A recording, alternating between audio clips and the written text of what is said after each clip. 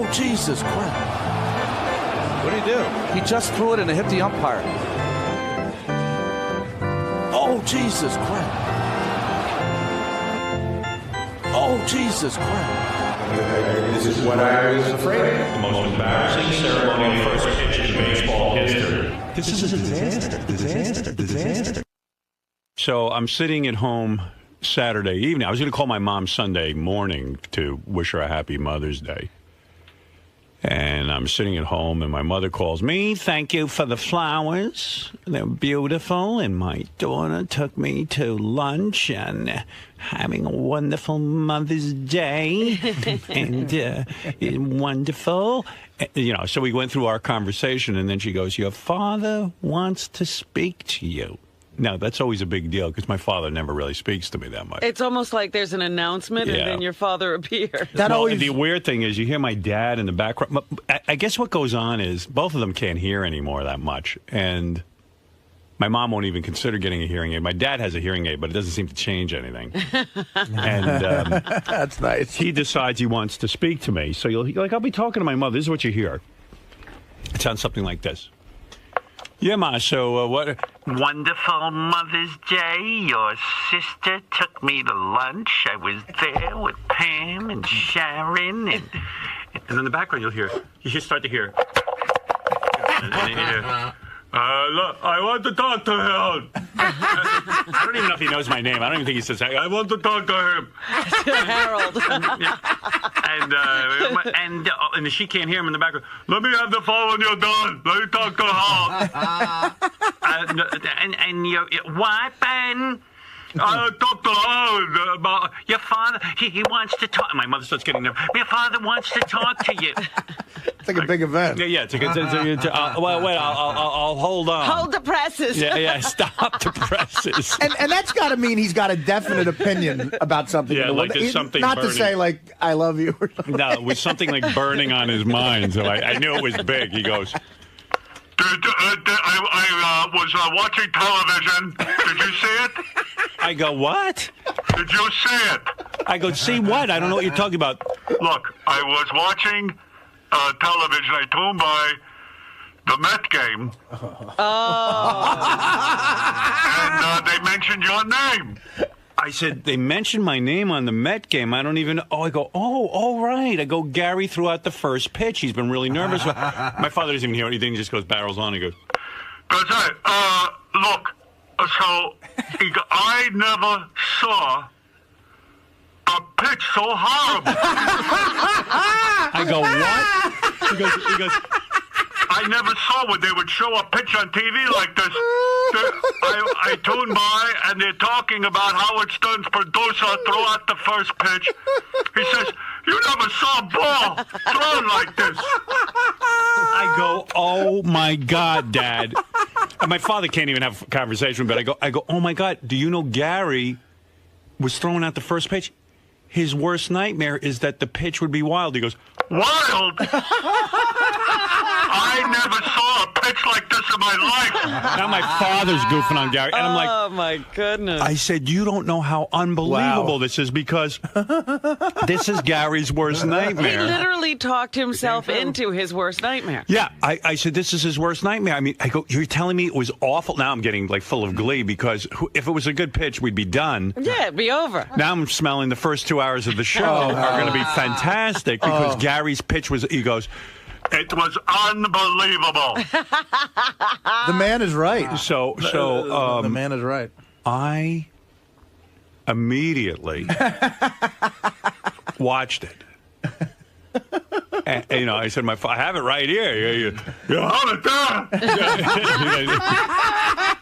He's like, send it to me. Yeah, right. Like, he wants to remember He couldn't believe it. Well, I watched the pitch, and Beth looks at me and goes, he threw it like a girl. Oh. So I go, what do you mean? She goes, I guarantee you I can throw better than that.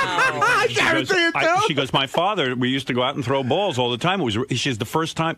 Her father was such a stickler for sports. I mean, she has two brothers who were both full scholarships for sports. Like Penn State type stuff. Yeah. Penn State top full of- scholarship yeah, for football top of the line. and basketball at University of Vermont.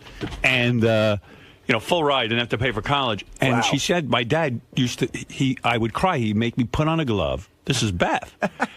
And she says he would throw balls at me until I would catch it. She said the first ball hit me in the head. And he made me stand there and keep. He was like one of those sports dads. Yeah. Like the great Santini. And she said I was always grateful in a weird way because she goes, I could always play any sport and throw a ball. And I said, yeah. I said, I don't know what happened with this guy. She goes, I've never seen a pitch like this. So And he supposedly can throw a pitch, right? so we're, yeah. I don't know who told him that. So we're drinking a bottle of wine at the house.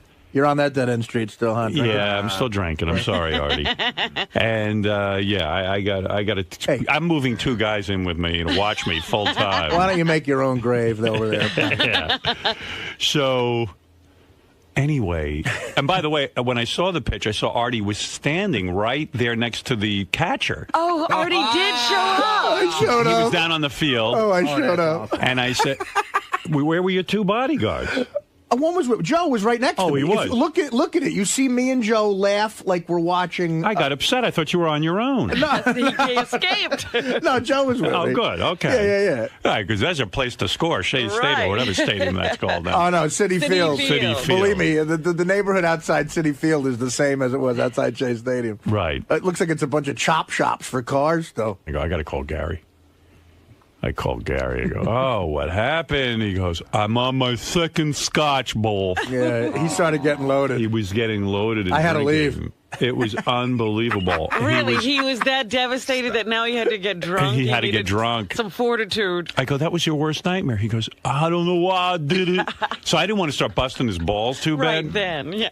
I watched this pitch. I wrote to Sal and Richard. I said, find that kid who does the animation for us. Kevin Lofton. Yeah, Kevin Lofton. I say, find him. I said, so follow the trajectory of the ball. After it leaves the stadium, where does it ends up in outer space? But you see it, you go with it all when it's orbiting the Earth, the pitch. It's space junk now. I mean, it was unbelievably bad. It was Where a double. did it go? Well, it was a double whammy because, first of all, I wish I would have played catch with Gary because I love Gary to death.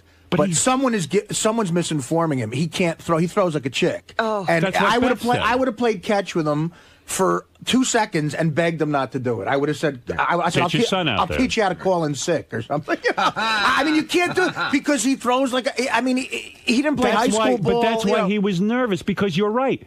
He claims he can throw a ball. He can't. He can't throw a ball. can't. No, he can't. I would have known it. John Hine is not his friend because John let him believe he can. Anyone who plays catch with the guy, I said 2 pitches, I could have figured out he can't throw a ball. Did the umpire actually catch the ball, or did he like? He just go get He it. had to go get it.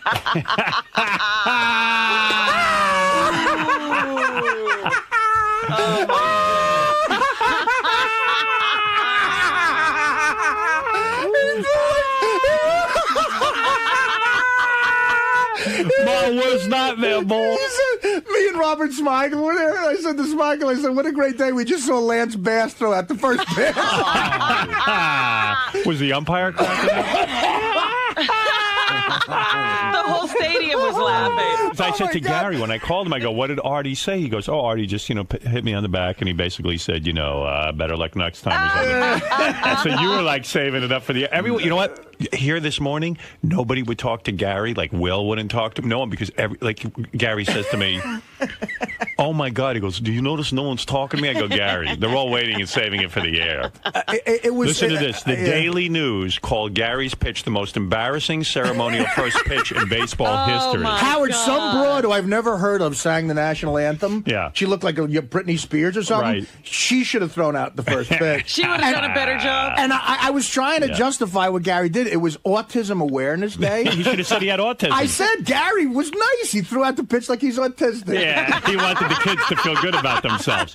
Will, it was obvious you weren't even talking to Well, him. it was great. I brought my whole family, went out to the game on Saturday. All Philly fans, I by just the wanted to see him throw that pitch. And by the way, we should mention, because it was Autism Day, Gary had brought in about 100 listeners to watch him throw the first pitch. Jeez. Lucas is such a sweet kid. He came up to me before the pitch, and said to me, Artie, I love my dad, but if he screws up, you got to make fun of him. That's what he said to me. Right. After the pitch, he saw how sad his father was. And the sweetest thing happened in the suite we had. He came back up to me and, like, dead serious, he goes, please don't be too hard on my father. So I promised him, but Lucas, you're learning something about life right now. I have a job. I got to do it. I'm making money. You made a deal with a drug addict, Lucas. They don't tell you the truth. This is the way it usually goes with them. But he should have let Jackson throw it out. Because Jackson even said to me, you could tell he's a good athlete, and he said, I want to throw it out. I would love to. Like, he was ready to go. You know? And by the way, Sal is in the hallway for the TV cameras mimicking Gary's first pitch before we get to Will. What's he throwing, like Sal? Let's see. There. Oh, there it is. He's got the Gary mask on.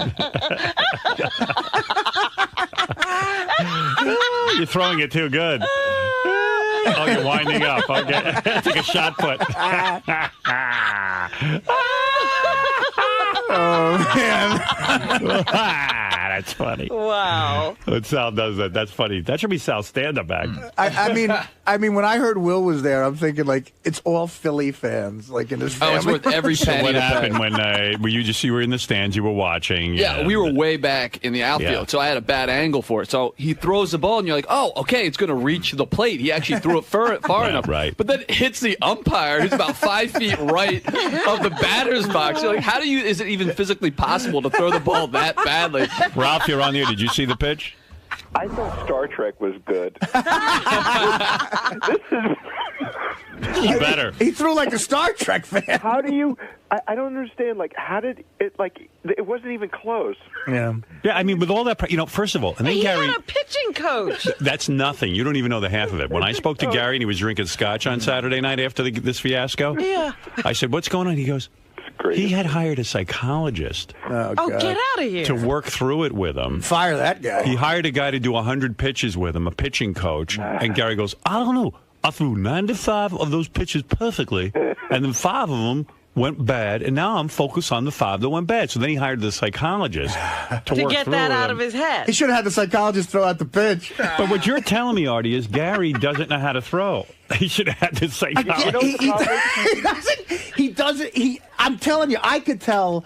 I played baseball for a long time. Right. And I played like hardball. I played in a fast pitch league for a while. And I know what it's like. You play catch with a guy, you could tell, okay, this guy knows how to throw a ball. Right. And I'm telling you, if I played catch with Gary, I could have told him, don't do it, man. Was Gary's worse than Chris Rock?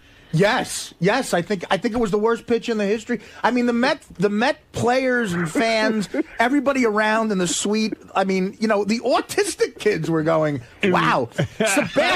Sebastian Bach was there. Yeah. First of all, the Sebastian Bach had the line of the day. What did he say? He sung. Sebastian Bach sang 3 songs before the game, and no one was listening to him. Right. Although I thought he sounded pretty good. Right. And afterwards, we see him, and he's like one of those, dude, what's up? Yeah, he's a heavy metal guy. Yeah, right, heavy metal guy. Yeah. The lead singer is Skid Row in the '80s, but he goes, all I know is Gary threw worse than I sang. That's the ultimate insult. Thank God for Gary, is what he's saying. There was like He threw worse than I sang. we all took a picture. Do you know the Daily News? I mean, for the Daily News newspaper to To say. comment even on a pitcher. I mean, to say it's the single most embarrassing moment in the history of first pitches. Yeah. In the history of the Mets, you know what how is many that, embarrassing moments the Mets have? He could here have it done is. worse. Gary Dell'Abate, we all know him as Baba Booey from the Howard Stern Show, delivered what has to be the most embarrassing ceremonial first pitch in baseball history Saturday. He had been talking for weeks on the Stern Show about doing this, and Saturday he finally got his shot. The video is below, pretty bad. He may actually be better than Perez and Green combined. If you look closely, you can see Stern sidekick Artie Lang, a Met hater, to the far left during the pitch. In all seriousness, Dell'Abate, a Mets fan, was at Citi Field, the Celebrity Gifts for Autism Awareness Day, which is a great cause, one that's dear to my heart. Good job, Gary, on that. But single but don't most pitch. Yeah, I don't think they're going to remember why he was there. That was from the Daily News, Howard? Daily News. Oh, my God. Yeah, let me check that. You see, Yeah, Daily News. I love Seriously, I think I'm absolutely sure I could do better. Well, actually, Ralph, after that pitch, you should worry about your job. I think Gary should be picking out Howard's clothes.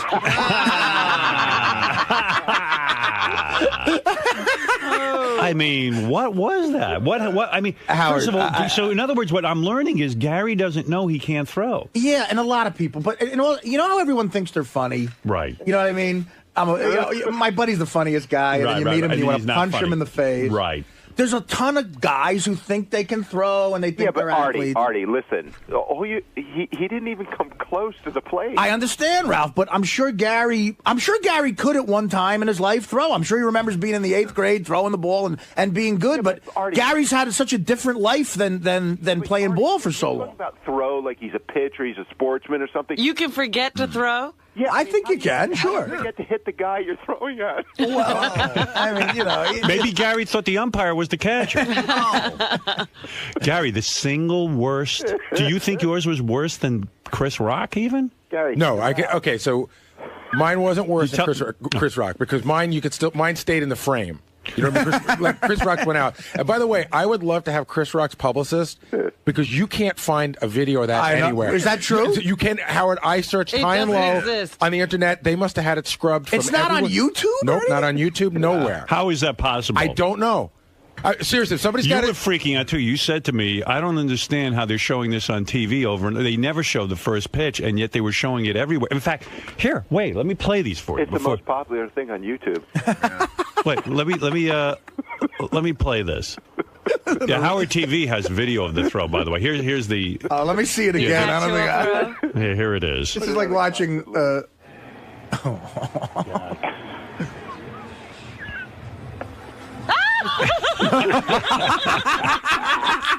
Why did you do this? Well, first of all, there's a couple of things going on. I'll let you. What happened? I swear to God, I can throw, and I swear to God that the way that looks like I can't throw. Okay. And I'll tell you what's going on. No, I'm going to tell you. Explain it. I'll explain it to you as best I can. Like, do you know right away that was the right after you released it? When do you realize this is going horribly wrong? So here's a few things that are going on. I can throw better than that. I promise you. Right. So I'm standing on the side. Yeah, but that doesn't count. No, This I was got your you. moment. I knew it was one pitch. So I'm standing on the side, and I've got like 8 minutes before I have to go out there. I'm just getting more and more nervous, more and more nervous. I start to do that thing that I do. You know Lick how your lips? No, dry heave. Oh, Dry I didn't even know you I did start, that. like when I get really nervous, I start to cough like I'm going to throw up. Gee, I didn't even know about that disgusting. Oh, you didn't? Yeah. I thought you meant licking your lips and teeth. No. I start to get the dry heaves. I've been given so much advice from so many different people. Some people say, just go out and throw it. Yeah, Don't what pitch. kind of advice are they giving Some people you? say just go out and throw it and don't pitch. And some people say go and pitch. And what that was a bad combination of me saying I'll pitch and at the last minute go, no, I'll just throw it. You know what I mean? It was a bad combination of gay guy and chick. Right. Listen, I can't. Did Artie bust your balls there, or you saved it for now? They saved it for now. Yeah, right. That was smart. I'm an 8-year veteran on the show now. I know what to do. Why waste your time there? No one can hear it. I asked Smigel to call me with any joke he had. How bad, so once you release the ball, and you see the umpire trying to, chase it down, what are you thinking at this point? I'm thinking this is what I was afraid of. This was it. This Right. was all of it put together, the worst of the worst. I mean, you start thinking of all the things you don't want to do. You don't want to throw it over the head. You don't want to bounce it. I mean, for my father to call me. Oh, your father was the least who called me. Oh, my God. Who called you? Well, it's always funny who wants to be the first to give you bad news. Yeah, I was pretty much the first one on your face. I got a lot of texts. Like, The first person to give you bad news is your arm. Right. A lot of people were texting me. Yeah. I got about a dozen texts from Booker. It started with, "Hey, heard it didn't go well. Hey, that's okay. I did it once," and then around the 8th or 9th one, it's about 6:30 at night. I'm drinking, and it just goes, "Dude, you're on the news." That's what the text says. Yeah. Wait, who sent you that? Booker. Oh, Booker. Hey, at least you made the news, man. Yeah, that's Yeah. true. Yeah, if you had thrown out a perfect pitch, it would have been over. I didn't think it was going to be this bad. Once I saw how bad it was, I thought. I thought. Listen, here's what happened. This is Star Wars big. Here's what happened. So here's what happened. So it's a bad pitch. We all know it's a bad pitch. I'm bummed out, but still, in my mind, it's within the Howard Stern universe. Right. Meaning, you come to work on Monday, you guys make fun of me, we show it, we put it on the TV show, and everybody sees it. Jeff Currow might yell at you. Yeah, all right. So and the listeners are there, but listen, the place only holds 40,000. You know what I mean? So what happens is during the game, this guy Kevin Burkhardt is a really nice guy. He interviews me during the game, and then they show it. When they show it, my heart just stopped because then I realized now it's been taken out of the Howard Stern universe. It's on everywhere. And sent to the world. Right. And then like yesterday before the game, Jackson puts the game on every day. And before the game, that mayor of Cincinnati that threw like the worst pitch ever? I turn on the game, it's 12:59, and I see they're doing a side-by-side. Oh, my God. I'm not kidding. But here's the worst. Here's the worst part of the whole This is thing. one of the worst catastrophes I've ever seen. And they say it's close. Wouldn't it be cool if Major League Baseball started to use this clip like in an opening montage for every single game? Like it became like a Right, wide world of sports kind of thing. So they decided that as bad as mine was, it's pretty bad, but not quite as bad as the mayor of Cincinnati, but it's very close. Right. So I realize now that for all eternity, I'm the second worst pitch. The You're worst linked pitch to in him. New York, the second worst pitch, and I'm linked to the mayor of Cincinnati. This might make my Jackson a Yankee fan. Well, all of this is going on the whole weekend, like leading up to this. Mary's like getting mad at me, even like the couple of days before the game. Because you're stressed out. I'm stressed out. I'm ruining everything, and Because Beth said to me, "How will Mary be about this?" I said, "Mary's a real ball buster. She's not going to sit and give him any compassion." No, so He shouldn't. I mean, this is ridiculous. So it's the whole thing. He embarrassed the whole family. Have Mary and your sons been relocated yet? Aren't they in the witness protection program? So, all right, here's your new name. So we get home on Saturday, and I'm really bummed out. Mary's like, God, like I've been putting up with this for 2 weeks. Is this going to go on now? And I'm like, you're a woman. You do not understand what this means. And she goes, you're a woman too. So yesterday, how do you understand what it means? So yesterday at 1 o'clock after this thing is on TV, right? Wow. I just hang my head and I go in my office and I'm in there, and she just comes in and she goes, "So you're gonna ruin Mother's Day?" She goes, "This is what it's gonna be." She goes, "This is my day, and now it's all about you." Oh my God! Hey, this is sweet. Gary's kids are on the phone. They want to make him feel better. Hey, Gary's kids. Oh, that's mean. Kids. What do you think of your dad? All right, they can't stop. That sounds like Jake and Chubba from Queens. Howard, here's how you know it's really, really bad. I get a text. I'm going to pick up my mother to bring her home for Mother's Day. I get a text on my phone, and it says, "Sorry about the first pitch. How are you doing?" And you know how people text you and you don't know who it is? Right. Yeah. So I go, "Who sent this?" Because they should put their name on it. So what I usually do is I hit the button to dial it, and then I usually get the person's voicemail. It was the owner of the Mets. Oh, It was Jeff Wilpon. You're kidding me. I sort of know him. Oh, But he's just like, he wanted to see how I was doing. Wow. Oh, wow. By the way, they announced the game in Spanish. You could even hear during Gary's first pitch they reference it. Pero primero, aquí está Gary Delabate del Howard Stern Show para tirar la primera pelota del juego. Please welcome Gary Delabate. También lo conoces como Baba Booey. Y ahí va. A la puchica, este pendejo Monkey Boy no puede tirar para nada. Quizás con ese gran peso de su tooth and gums enorme, su balance ya está todo chiflado. Los otros jugadores ya casi están cayendo por el ass breath que tiene este hombre. Ahí va ese Neanderthal jungle creature, ¿oímos? Todo el mundo. Y ya vamos a regresar después de este comercial. Oh, my God. What do you got there, Jason? An article from Newsday.com. Oh, Newsday. What does Newsday say? Let's see. Howard Stern's longtime producer, Gary Delabate, is infamously known as Baba Booey. The history of the nickname comes from a mistake Delabate made in the studio many years ago. Saturday, Baba Booey messed up again big time. Watch it. Then they have the tape on the Newsday.com. Oh, they direct you to that. Huh? Yeah. They're driving people to the website with it. And then guys write comments underneath it, and it's my like, God. "Ouch, Gary. This pitch just makes me cringe.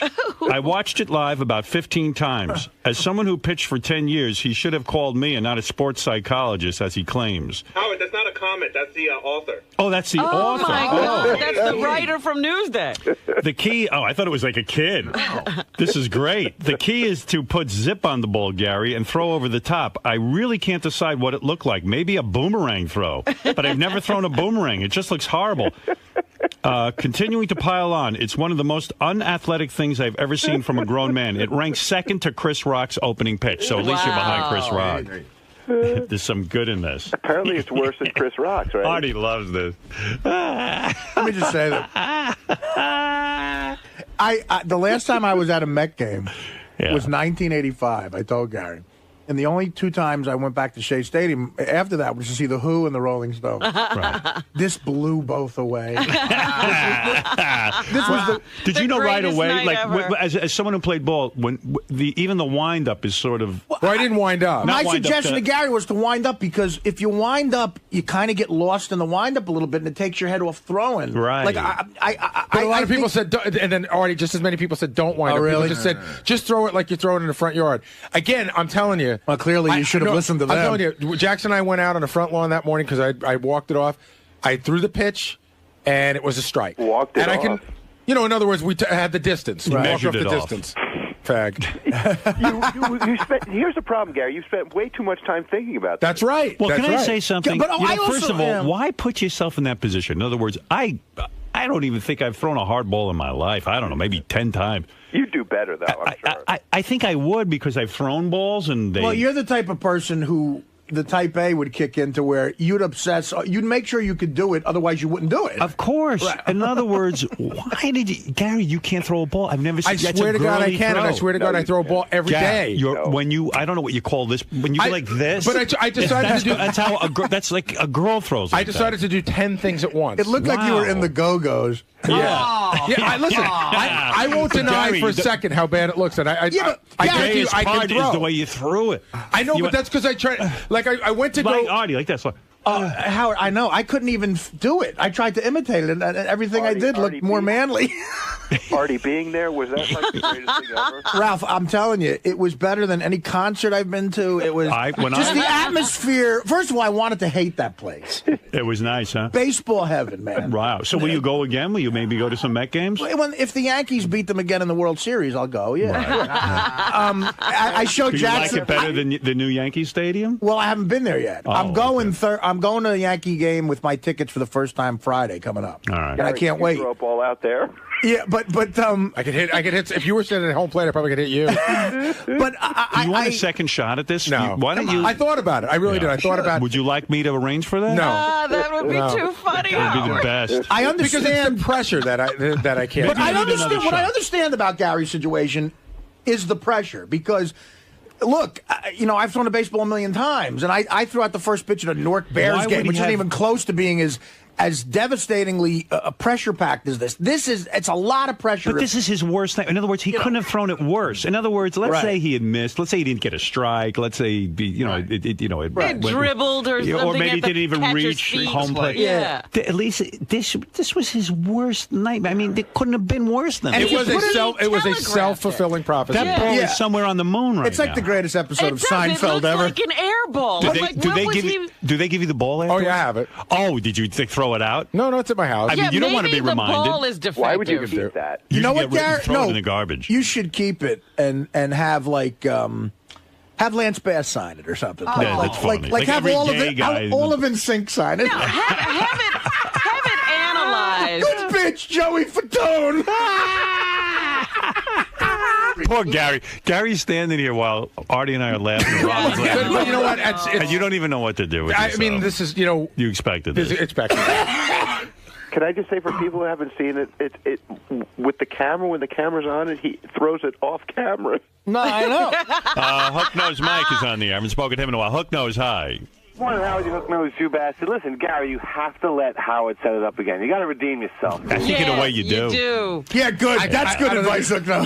No, but Gary really needs to go out there and throw the pitch Listen, properly. You need to get this one behind you. Garrett, do me a favor. Can we play catch one day? Yeah. And and then I'm going to come back and I'm going to say if Gary should do it again. I'm going to be brutally honest. Yeah. All right. All right. But Hey, based Howard, on what you saw... Howard film Artie having a catch for Yeah, Gary, we'll too. film it. But Artie, based on what you saw... Right. I mean, Gary gives you this thing he was winding up, but also doing something else, 10 different throws. Right. The fact of the matter is, he can't throw, and he doesn't know it. And he's one of those guys, like you say, who thinks they're funny, and they're not. Right. And you saw absolutely no indication that he can throw.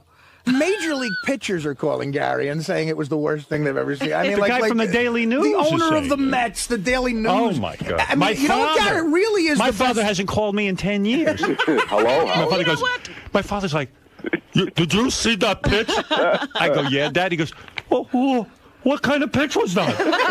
He goes, well, it was unbelievable. Yeah, we and got to guys- call my dad. Guys get angry about that because I get off the plane yesterday and the guy who meets me at the plane says, Gary sucks. Well, Gary is a guy's guy. Like You know Gary what? knows sports. You can talk to sports, so you think it's going to be better. Yeah, and yeah. This is a disaster. How do I leave the house? Ralph, at the end of the day, it's hugely embarrassing. I still produce a major radio show. He lives that in has nothing to do with Connecticut. There's throwing a all ball. fruits up there. Gary, all that considered, you can't throw a ball. Okay, fine. You can't get a job. Yeah, I have a job. No, you don't. And I can throw a ball better than you. That I would like to see. That I promise you. I'll bet you $1,000 I could throw a ball better than you. I'll tell you what, Ralph, because you're such a big mouth. Yeah. Why don't you go and throw out the first pitch at Citi Field? Sure, why not? But, I I'm mean, sure because I could do better than they're not you. looking for him. No, but I'm saying, he thinks he could throw it better, but but he doesn't care about the probably pressure because he's half could. a bag anyway. But Gary, Do I have to he wear probably a can jersey? throw it better because he's good. Anyone can outdo that pitch, probably. Well, not anyone. I like the chick who goes, and Gary Baba blew it. Yeah, oh my God! I like when they call him Gary Delabonte. I know, but they all get Baba Booey correct. Yeah, that they get. First of Baba all, blew it. if you put it on a scale, When a chick says he Baba. Yeah. Chris Rock grew up, I think, in a project in Bed-Stuy. Right. He probably never played There Little wasn't League. a field anywhere near him. Exactly. Yeah. You know what I mean? And his father probably left him at an early age. I don't know if he's Rock. from his father was there. Oh, really? Yeah, but Black guy and his father was there? Okay. according to the show, everyone hates Chris. He's got a dad. I don't know, but he grew up in Bed-Stuy. I know, so there's he probably didn't spend a lot of time playing ball. Yeah. So you gotta give Rock that a little bit. Gary actually played. Gary's is probably worse than Chris is on But that level. I mean, all the preparation. Yeah. Right. Yeah. Doug Goodstein from Howard TV. We have multiple angles of this, so we just analyzed a side angle of Gary, and in mid-pitch, you'll see he licks his lips too. By the way, how do you have multiple angles of this? Because you were allowed to shoot this. We're right? doing a real licensing deal with Major League Baseball. Yeah, Doug sends before you the roll stolen footage. Yeah, Doug sends me a note this morning. Tell everyone not to watch YouTube. To only watch it on Howard TV because we have a licensed agreement with the Major League Baseball. It's just frustrating. And I'm sitting there laughing. Yeah, okay, Doug. Yeah, everybody's going to say, then it's so I'm going to frustrating. I watch spent you. hours making a deal with Major League Baseball on Friday, and then Yeah, but you got the multiple angles and stuff. Everyone will tune into Howard TV. Look, Howard's a powerful guy, but I don't think in this day and age I know. you got no one to watch YouTube. I know, but Howard says no one watch YouTube. I didn't say that. I said I'm if you're not going to promote Howard TV, not YouTube, where it's illegal. Well, because no one's going to wait for Howard TV. Right. They're going to watch it on YouTube, but you're going to have a funny multiple angle. And then thing. after this, there's also a shot when Gary ran out. He did something weird too. I don't even know if I you just jumped remember over the line. Yeah, he did like a weird hop over the line. All right, so here's Gary from another angle. Artie, watch carefully. You're our expert. Go ahead. Here we go. Look, where did he go wrong? Ooh. Right there. Yeah. See, even I know, and I'm not an expert. Oh, but look you at don't... his face. It looks like he was aiming for the stands. There's a beaten man. You look like a beaten man. Are any Met players laughing in the background? Well, that's another thing. So I got a buddy who works for Rawlings, and he knows all the players. So the whole time he's emailing me like, "Good luck with the pitch. How did it go?" And he sent me back a note. This is probably the most stinging one of all.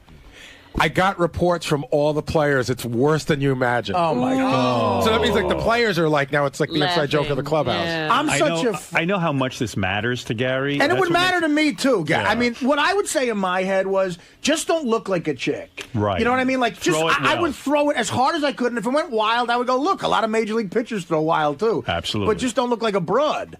I don't know. It's a lot of pressure. Artie, be honest. You wouldn't have thrown a ball like that. No, of course he would. It's physically impossible. Here's that little hop. You couldn't look like that. I don't think so. Here's the Gary hop. Well, that's superstition. That's a lot of players do that. Managers do that. He too. should have stepped all over that line. Yeah, I don't know why you cared about superstition. And I just want to point out one thing. Not that it matters much, but I didn't hire a sports psychiatrist. The guy, Fred, the guy emailed Fred and whatever. That I called, but I didn't hire him. I didn't pay him. You met with him though. No. He gave me his phone number, and I talked to him on the way home one day. Yeah. Yay. He was a big help. How are you a little league coach? Do you teach the kids how to throw? Oh my God! How can he go back? Well, Yeah. Little League chicks do? play. Well, no, by the time I get them, they know how to throw, so I'm not teaching them how to throw. I'm teaching them where to throw. Listen, I pitch batting practice. I'm telling you, I can do better than that. Right. Batting practice. You know who's the greatest? Batting practice for who? For the guys in the dugout? What is that, Ralph? Gary has like a jersey, like a baseball jersey on too. Yeah, No, it's a T-shirt, Ralph. They gave him a Met shirt that said Baba Boo. Why number 9, by the way? You know, I don't know. The guy handed it to me. I have no idea what the number meant. So, Gary, someone told me that your attitude with this pitch is that you're going to embrace it fully and just start living like a woman. You're going to start. Really? Who told you that? That's what someone told me. Like you're going to get you the put on a dress. operation. Changing his name. Yeah. That's who you should get to sign the ball, Siobhan. Dominic, you're on the air. Well, two things. First thing, I had to go to criminal court Sunday morning. A businessman got into a fight with his girlfriend, beat her up. I go all the way in the back where everyone's locked up and all these people are in there. And I go up to my client, and here he is, never in trouble in his life. He says, first thing he says to me is, "Did you see that pitch?" Is that true? Is there any chance that that's true, There's Howard? no way that's true. Dominic is so... Guys in jail. Can I tell you, walking in the streets, people are yelling it out? To you? Just yelling it out, of course. It's incredible. The pitch heard round the world. All right. Thank you, Dominic. Should be yelling, why don't you get married for a 5th time? Yeah. Yeah, I'm not sure which is more embarrassing. You're dating your ex-wife? Speaking of Dominic, Gary would have done better if he just ran up to the umpire and hit him with a plate of pasta. Wolfie, go ahead. Hey, Howard. I'm not one to usually be negative, but I've seen better arms on a snake. It reminded you of a little kid. They just wind up and throw, and they're 2 feet away from you, and the ball just completely jumps to the side. And I was actually rooting for the guy because his kids were there. You know what did Gary in? I'll tell you what did Gary in, Wolfie. The pitch itself was not televised originally. You went out and did the first pitch. They don't televise that. Well, they wouldn't televise this one either. Right. What happened the pitch was in general is not televised. You were interviewed during the game, and that's what did you in. They did the replay. That's what I'm saying. That was in the body. That's when it was taken out of the Howard Stern universe and brought to the whole world. That's what did me in. Brett, go ahead. You're on the air. Hey, Gary. I just want to know which is more embarrassing to look at, your pitch or your boo-hoo, I miss you video. Oh, the love video. Oh. Which is worse to you in terms of, like, the show and taking abuse? So it's hard to tell. This one's too new. Right. Like, I need a couple of weeks to go by, but I guess they're probably pretty equal. By a mile. Ralph, I was just talking. This is really embarrassing, Gary. The only thing that sucks about this for Gary is he can't sell you the video. That's right. It happened already. A freebie. Yeah, that love video is pretty bad, but this is way worse. Gary says the pitch is worse. I would think the love video would be worse. I said I haven't decided yet. How did you do? You did interviews after that? Like, how did you just not run out of there? Because I had an obligation to the Autism Society, et cetera, et cetera. Since the pitch, have you had sex with Mary yet? I bet you haven't even had sex. No, but that's not any. Do you feel like less? Anything? Like, I mean, if it was a strike, I don't think we would have had sex. You can't possibly get it out to a woman after that. Wow. Right? Oh, God. Yeah, that's right, Ralph. I can't. Ralph is so astute. Well, let's go to Mr. Warmth. Hi. I want to thank Gary as a member of the Stern Fan Network for giving us a wonderful weekend. Thank you, Gary. Did you have a big weekend of comedy, Mr. Warmth? Oh, yes. The comedy gods were smiling now. I have a feeling like most of the people in the stands probably thought Gary was an autistic kid. Yeah. And he would have gotten away with it. Like they were like, hey, that's a pretty good pitch for an autistic Let's kid. hear it for Skippy. Yeah. But then I think once they went on TV and outed him as Gary from the Howard Stern He's Show. not autistic? Let's hear it for Belinda Carlisle. That'd be funny if he'd gone out dressed up in a dress the next time. Like if they let him go out again. Throwing out the first pitch and talking about it later on her Twitter, Paris Hilton. You know.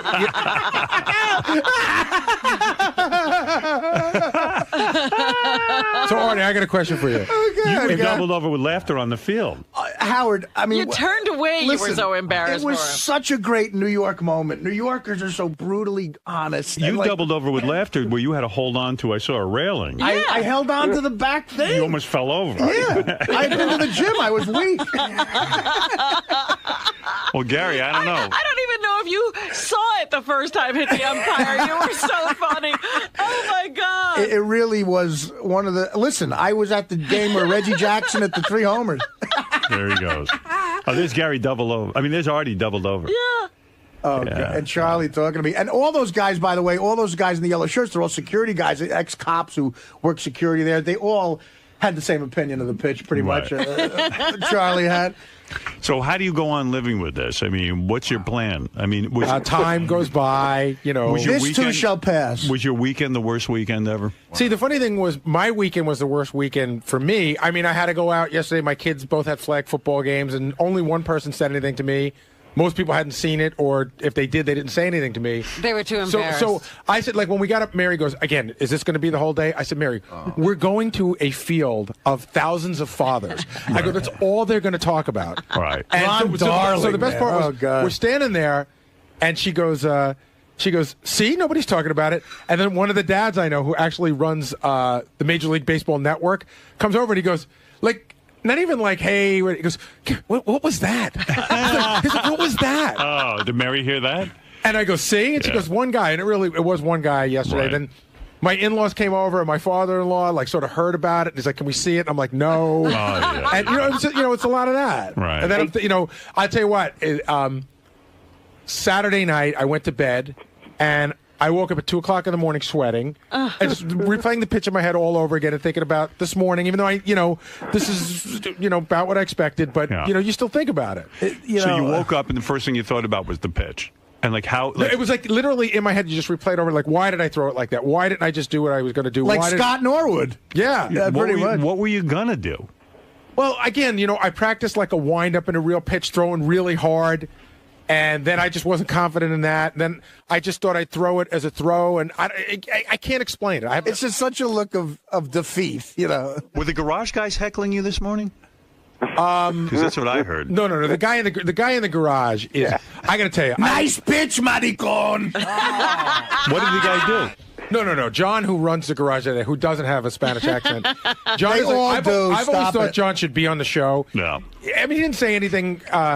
He just made a joke about it, but he would, he would never let anybody off the hook for anything. Of course So, like, not. that was the first thing. Driving in, I go, I wonder what John has to say. Right. And then he actually didn't say much. He just, like, I think he said something like, missed the plate, huh? Yeah. I wondered how you were going to set this up today. It's so perfect that your father called you. Oh, like, that my was God. a perfect way for this to Hello, start. Howard. Oh, but it was unbelievable. But here's the question. Will this go away eventually, or is this one of those things that's just always going to be very, very prevalent on the show? Always going to be very prevalent on the show. All right. Howard, do you realize that for everyone from now on who's going to throw out the first pitch, people's advice is going to be, look, whatever you do, don't delabate that pitch. So I think that's what I told. Delabate will become a word. But that's what I told Mary. It'll be That's a what- verb. When Mary and I were arguing about this, and she's like, "Oh, get over it." I go, "You don't understand. I have now become like a benchmark." Yeah, absolutely. And she's like, "Whatever. You guys are such guys." Jeff the Drunk, you have the last word. Harry, Oh, boy. Yes, Jeff. I just want to say I'm very, very sorry to hear. But I didn't expect nothing less of you. I was watching it from my house that happens to be a Volkswagen bus. And I was embarrassed for Gary. Well, I was waiting for my shipment of government cheese and weed. You could throw better with your bad arm, can't you? I could throw better with no arm. I could have thrown better with my ass.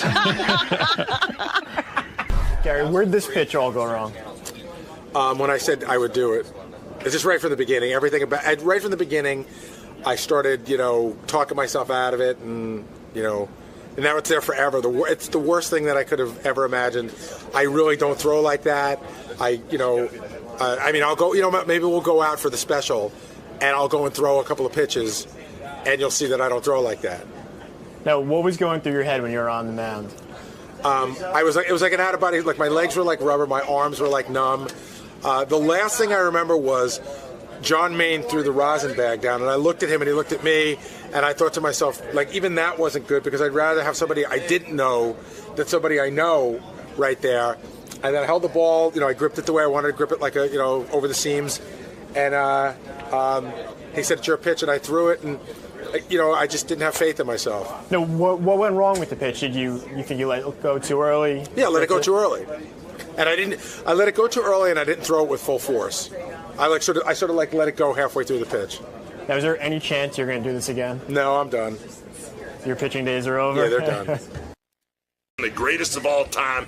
I'm coming to see my main man, Howard Stern. We're going to talk straight talk, get it right, get it real, talk about HulkHogan.com, my energy granules, about the wife that's running crazy with a 19-year-old, a 50-year-old wife that's going nuts with a 19-year-old. We're going to talk about everything under the sun, wrestling, you name it. We're going to talk about Pam Anderson's legs. We're going to talk about everything. So what you going to do when Hulk Hogan, the greatest of all time, and Howard Stern run wild on you, brother? Hulk Hogan is here.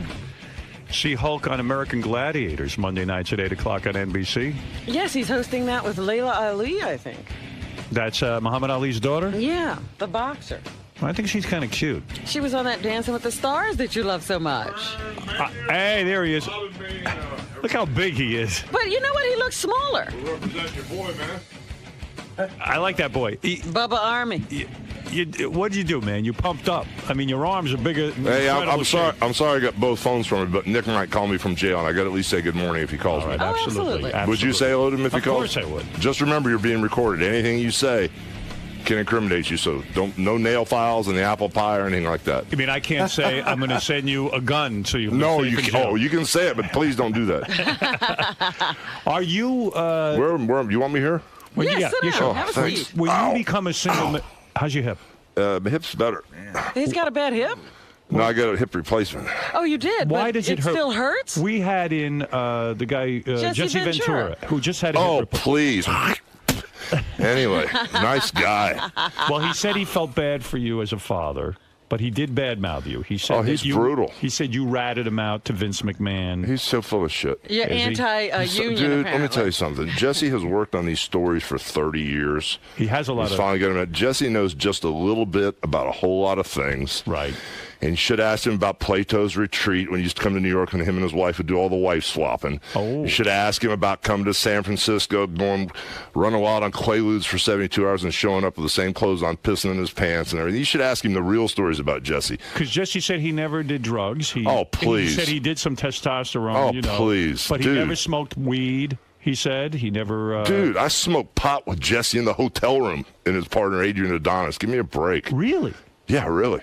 Because he claims because dude, stop. But that was back in the 80s. Because we had what's his name, the Iron Sheik on, and he used to call Jesse the Medicine Man. Oh yeah. And so, what does that mean? Okay, Robin.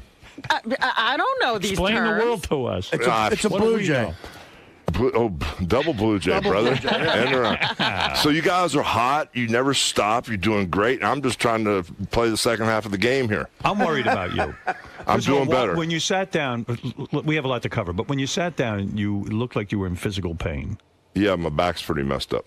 What is it messed up from? Wait a minute. I told you one of the things that used to kill me about his reality show is that everybody's lounging around the pool in the beautiful house, and then Hulk limps out because he has given his whole body to making a livelihood for his family.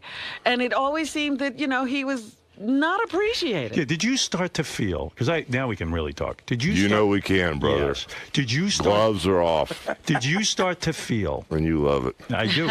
Did you start to feel as a man, shit, I gave my whole body, really. I mean, you're racked in pain. You spent a lot of years hustling on the road for a living. Not that some of it wasn't fun, but a lot of it's pretty dreary. Did you start to feel resentful that, like in a sense, that your family was having such fun and good times, and meanwhile you're down there trying to maintain your physical health? No, I didn't feel resentful. It's just, I couldn't stay ahead of the curve because it was never, it was never, the house wasn't big enough or we had to move again. So I had to hustle. I actually kind of like retired one time, and then when I saw this big monster house being built, I went to work for Ted Turner for 7 years. And did Linda put pressure on you and say the house isn't good enough for us? No, she didn't say it was good enough, but she always wanted to move. And like when we went to Miami a few years ago, I remember you didn't want to go there. No, I wanted to stay in Florida, but Brooke was recording there, and so Linda found a house and she wanted to move there. So all of a sudden, Timberland, what's his name? Timberland, the producer was going to buy the home. But instead, I came in like at 7 in the morning with Brooke from the recording studio. They woke me up. Oh, we got to look at this house. We got to buy it. So, Linda talked me into buying this house. This is what I want. This is what I want. Put $14 million into the house. All of a sudden, 6 months later, I'm standing there in the house by myself. Kids gone. I'm going, what am I doing here? So, and then, when she moved out to L.A., she got this rental house in Brentwood, $22,000 a month. Why did she want to live in L.A.? Because her family's from there. But why did she have to move you and spend $14 million in California if she wanted to move to L.A.? Yeah, brother, you got to fix what's wrong on the inside before everything works on the outside. You know what I'm how saying? miserable I knew you were when we were at Bubba's wedding, and you walked in carrying that big box, whatever the hell the gift was. Right. You looked like you just wanted to kill yourself. You're carrying this big box. I said, this guy needs to get laid so fucking badly. The other thing was Linda was there, and she was holding hands with a girl. I'm telling you. I can't even remember. Oh, you want your lawyer on the phone? I'll put him on. I'll keep him up. David Houston? Yeah. All right. Dave, you want to be on here? I know you said you wanted Dirty to be Dave. Terry, how are you? I'm doing great, man. Hey, Dave. So anyway, I knew you were miserable that day. I said, this guy's aching to get out there and play around a little bit. But at the beginning of the reality show, did you know your marriage was in trouble? Yeah, I did. We had problems. I remember I was married 23 years. I remember about the 3-year mark when we started to have a few little problems.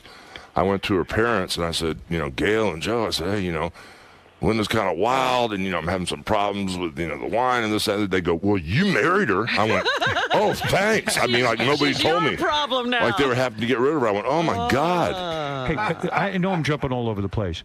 Brooke's thinking of doing Playboy. You're going to let that go down? Here's what's going on. What's going on? Brooke, when she was 16, got a call to do Playboy. That's crazy. So I called them back and I said very gracefully, she's only 16 years old. Thanks for the call. We appreciate the interest. Bang.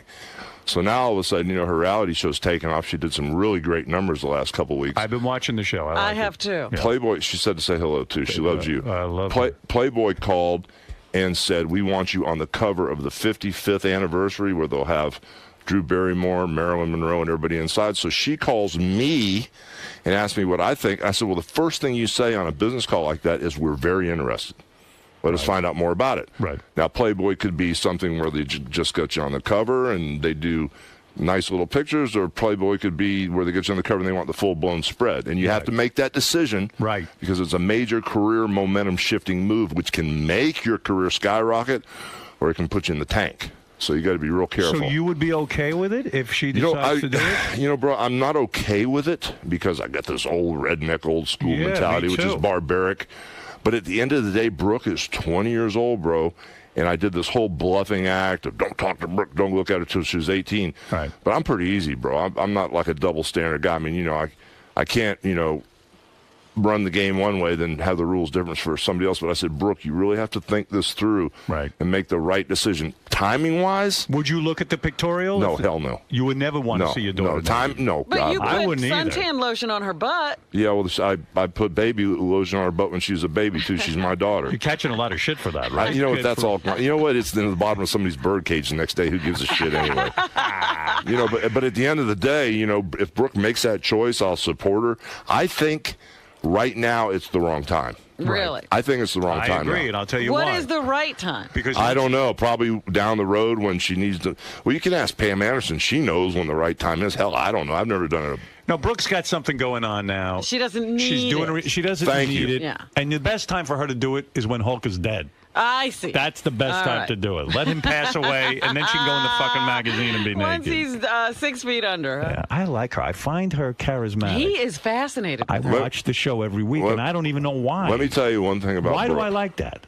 I got to tell you one thing about Brooke. She is the most honest, pure, nicest person. She doesn't have a bad bone in her body. She is loyal to a fault. You think the guy she could that be... ends up with her? Yeah, but hold it. You think she could be a good wife? She's been spoiled her whole life. No, you bro, she hasn't been spoiled. Yeah, you have given her a lifestyle. You forget.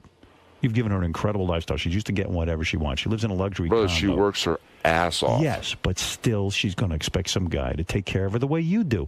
And you take care of her. Well, why would you marry somebody and lower your standards or even make a lateral move? Do you ever have to spank her when she was a kid? This is the truth, the honest truth. When she was she'd still had diapers on. Right.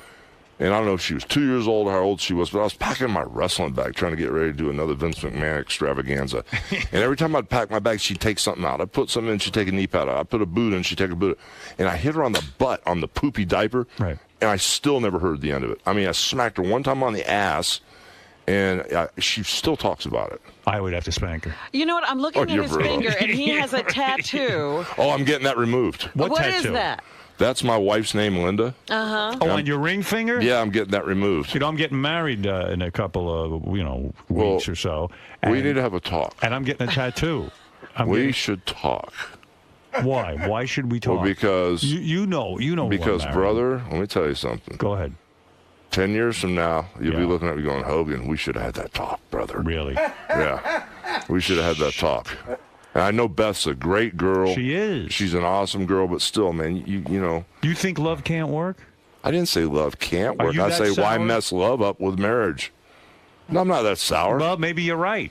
Beth even said that to me last night. She goes, I'm really nervous about getting married. I said, why? She goes, what if it fucks everything up? No doubt, brother. But why does it have to fuck everything up? It doesn't have to. Maybe in Beth, it won't change a thing. But, but if it does change a thing, cover your ass business-wise. Oh, so what's going on with that now? You're going to get cleaned out. Of course I am. What about Florida law? Luke was in here. Is the divorce in Florida? Is divorce in Florida or California?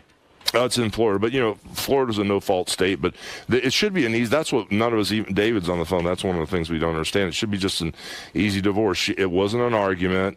It wasn't. She's gonna want money, man. Oh, but of course, it was an argument when she filed for divorce. It means I never want to see you, be with you. I'm not in love with you anymore. So I figured. But what caused the divorce? Were you already fucking around, or was she? I know she's fucking around with some 19-year-old pool boy or something. Right? Yeah. Like one of Brooke's friends. Yeah, that's been a tough one on the kids. That is tough. Brooke's not even talking to the mom. No, and kind of it got really crazy because things have kind of like escalated because, first off, when Brooke started dating the kid, she told Brooke she was the boy was 27 years old, which kind of appalled Brooke. Because that's kind of young for a 50-year-old. Oh, hell yeah. Are you flipping out about it psychologically? No, bro, I'm cool with that. I'm way cool with that because I'm not connected with her as far as being in love with her anymore. Yeah, but what the effect it has on the kids. The effect it has on the kids is tough because what really kind of set it off is when Brooke found out how old the guy was. It was a situation where, Brooke was living with me, because there was a bunch of crazy stuff going on, and Brooke finally figured out who both of us were. Mm-hmm. So Brooke's living with me, and all of a sudden, she started packing up a little overnight bag, and I guess Linda had talked about spending the whole day and night with Brooke. So Brooke didn't want to upset me, and when she's packing a little bag, she goes, Dad, I'm kind of like going to go over and spend the day and the night with Mom. And I think Brooke thought it would roll into like 5 or 6 days, Right. And she didn't want to upset me. I said, oh, that's cool. So all of a sudden, when Brooke's packing up, Linda calls and says, well, let's just meet for breakfast. Oh. And switch gears. So she says, let's meet at the Willowdale house, a big house. So Linda goes to the Willowdale house. Mom's not there. So Mom goes, come to the restaurant. I told you to come to the damn restaurant. So Brooke flipped out and said, Mom yelled at me, said, come right to the restaurant. I said, okay, we'll go meet your mom at the restaurant. Well, what happened was Brooke hung up the phone, and this is the house she grew up in. She wanted to go upstairs and see her room because she hadn't been there for 4 or 5 months and see what clothes were there. And as she walked upstairs to turn left to her room, she looked in Nick's room. Now, Nick's in jail. Right. And when she looked in Nick's room, all Nick's clothes were on the bed. His jewelry was out. When she walked in Nick's room, the computer was on. And she goes, what the hell? And all of a sudden, she opened Nick's bathroom door, and there's 2 6'4", 19-year-old boys. She goes, what are you doing in my house? And the one kid goes, I live here. I date your mom. Oh. And Brooke looked at the kid and goes, you're Charlie Hill. I went to school with you. You're younger than me. So Brooke started shaking and called me. Oh, my God. And I didn't know if it was going to be an Aruba situation. They're going to beat her up or rape her. I don't know what's going on. So I said, just tell them you're calling the cops. They left, and as Charlie walked out, he clicked off on Nick's computer. So, I mean, the invasion of privacy to put your daughter in that situation. And Linda got pissed at Brooke and said, Brooke ransacked the house. This is the house she grew up in. Wow. So now Linda doesn't talk to Brooke anymore. And then do you think this is all a result of the reality show? Would you, if you had No, to do bro, it there over were again? problems before the reality show. So the reality, you don't blame the reality show. You don't feel like it was a mistake. No. I mean, things were going to turn out the way they turned out. Everybody wanted to do the reality show. It put extra pressure on, but there were already problems with Linda and I for the last 10, 12 years before that. It was a nightmare. I mean, Linda. Why didn't you get out sooner? Because for the same old story for the kids, brother. For the kids. Do you think it was good for the kids? You staying Not together? now. Not now. I don't. In retrospect, everyone always now says I that. realize that the kids. It would be better off for the kids to be from a broken home than be in one. Mm-hmm. And now that I really see it, and there were things like, just sometimes I would get these crazy cheap shots, and I'd talk to Brooke and say, Brooke, what do you think I should do? She goes, Dad, Mom doesn't love you anymore. That's tough coming from your kid. Were you not having sex for the last 10, 12 years with your wife? It was off and on, but it was very rare. Very rare. And here you are, and you're Hulk Hogan. I mean, you can get laid. Stop. I mean, you can, right? Well, I'm dating a really nice 34-year-old girl right now. Did you move right into the dating the 34-year-old girl, or did No, you brother. go out and have a little fun? Brother, I didn't have anything. I've been through this crazy transformation. I don't want to Bible thump you, but on my wrist I have awareness. Yeah. And I have grateful because When did you put that on? Right when all this stuff going down, I was soul searching because I went to a really bad place for a while. You just got those tattoos? Yeah, about 6 months ago. I went to a really bad place, and I got really weird. I was so depressed. You? My family was no. Oh, thanks, Robin. What do you mean by weird? What do you? how did you get weird? I just was so depressed that I lost, my wife, and she walked away after 23 years. Even But though we you were should have fighting, been happy because you were miserable. I wasn't happy because, bro, I thought that when you put your hand on the Bible and you said, till death do us part, through better or worse, that we would go through this and get through it. I had no idea that the final argument would end up in divorce or whatever. So I kind of got by myself. I was in this big house, seeing all my kids' pictures and everything. And with nobody in there, your mind starts playing games on you. Right. You start drinking a few beers and you and you get a little weird. Were you thinking you were going to kill yourself? I had some weird thoughts. No shit. I had some weird, but Did you take a gun out and try to kill yourself? No, I didn't take a gun out and try to kill myself. I had a gun in the house. I've got a permit. I've never shot the gun, never brandished the gun, never anything. But the gun is there, and the thought process goes through your head. But at the end of the day, the overriding thought is your kids. And so you go through this huge depression. And, I started praying. Well, I was praying the last couple of New Years to be happy. That's all I wanted to be, was happy. And all of a sudden, I got sick and tired of being sick and tired. I kind of just snapped out of it. And what happened Who is... did you turn to during these times? Did you go to a psychiatrist? No, I didn't. I just talked to a bunch of friends. And Who? Bubba? Did you Here's talk the to Bubba? deal. Here's the deal. Did he start in with you? Who? Bubba. Did you talk Oh, to yeah, him? Bubba helped me a lot, He did man. help you a lot. I actually He's a good guy, Bubba. Yeah, he's a great guy. I actually moved in with him for a while just so he was worried about me. He says, come stay at my house. But what happened... How was that? Did you see Heather naked? No, you did not. Not even during that time. But that was tough because when I was staying with Bubba, every morning I'd come down and I'd see his 2 kids, so that was tough. Right. And all of a sudden, now you're living in Bubba's house. You're not with your family. That is depressing. Yeah, but that's okay. But Bubba were has you a boy and a girl, and, and you I'm weren't sure getting- that reminded you. And you weren't going out and meeting girls at that point? I was going out and drinking and running around, but I was too depressed How to talk long to did it anybody. take you from the time that you and your wife said, okay, that's it, it's over, I'm moving out? How long did it take you before you start dating? Do you wait an hour, a half hour? How long do you wait? Honestly, I want Well, I you to really know. have never dated, Okay. How long before you But, get married? it probably took a couple months before I met somebody that was really Well, cool. what'd you do for those couple of months? Did you get any pussy? No, bro. Nothing. Dude, you can't. Dude, even... that's why you were depressed. No, it's not. Let me tell you something. When you're that upset mentally, nothing works. Oh, that works. No, it doesn't. Trust me. Okay, well, okay. You've never been that You should have depressed. called me. Never mind Bubba. Well, you're not my type. I would have told you what to do. Jeez. I'm not your type. No, but it's, the thing was, I just got sick and tired of being sick and tired. In the last couple of years, I just prayed to be happy. And I thought you were happier. Like when I see you at the wedding, when you're hanging out with your daughter and your son, you were way happier, felt way younger, way more forceful than when you were standing next to your wife. Yeah. Well, let me tell you what happened to me. I actually didn't think I could go to this buyer's meeting and sales meeting for Walmart. Right. And I had Hogan Energy in Walmart. And all of a sudden, I went to Texas. I didn't think I'd go, and I spent 2 days there talking to the buyers and everything about Hogan Energy. And on the way back on the plane, I was moaning and complaining to some guy in first class, and this lady tapped me on the shoulder. She goes, "You need this book." And all of a sudden, I looked at my watch. I had like an hour on the plane, so I can read real slow and microscope a script, a 100-page script, and take 8 hours, like I'm blocking it and shooting every scene, or I can speed read through a 100-page script in like 20 minutes. So I started speed reading through this book, and I saw what it was. I broke a sweat. I went, oh, my God, I don't want to give this book back. And as I was reading it and flipping out, right when the landing gear was going down, the lady goes, "Keep the book." And the What book is the was book? The Secret. What is The Secret? It's You about... don't know The Secret? I know Private Parts. The only book I ever read. Okay, that's a hell of a book, too. But I don't want to Bible thump you, but it had to parallel what I believe religiously. It couldn't be a snake oil type deal. So religiously... Did you read The Secret, Robin? I've read The Secret. Did it do something for you? Absolutely. So what happened Should was... I read this? You'd probably be cool. You'd probably dig it. Okay. If you don't want to read it, they get a DVD. But what it does... DVD is good, too. Yeah, it's awesome. But what someone reads it to you. Yeah. I like but what it does is it kind of paralleled what I believe, because I'm a Christian. I believe that the brother died on the cross to pay for my sins, everlasting life, all that stuff. Jesus the brother. You buy into all of that. Well, I'm not going to go down that road and Bible thump you, but what it does is for me to read The Secret and buy into it. You know, God created energy and all this stuff, and that's what The Secret is about. It got you out of your depression. Right, and it's all about positive thinking and the law of attraction. Just like the law of gravity really works, whether you know it or not. Right. The law of attraction is a real scientific law. We got negative and positive charges. We emit vibrations, and you're saying between a man and a woman.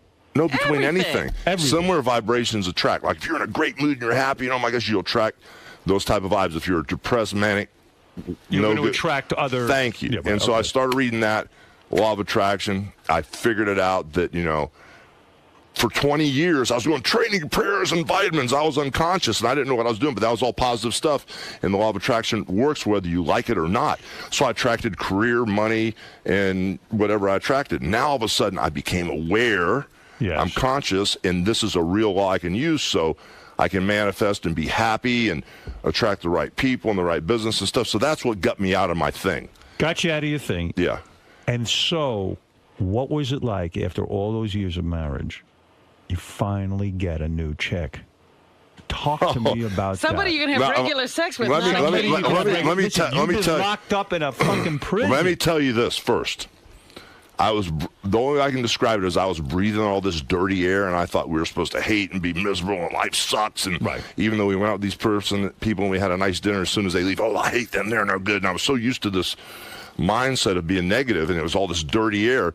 As soon as I went out and breathed clean air, I went, oh my God, life is beautiful, people are nice, and so you realized when you were in your marriage with your wife, you got into some negative air. Yeah, bro. You became negative about people. Yeah. Everything became a bummer. Everyone was out to get you, all this shit. And then all of a sudden, your eyes are opened up and you say, you know what? I think I feel like I'm a better person. I don't have to be so angry. And even with all the things that are going down, people go, we're praying for you. They're supportive. They're so nice to me.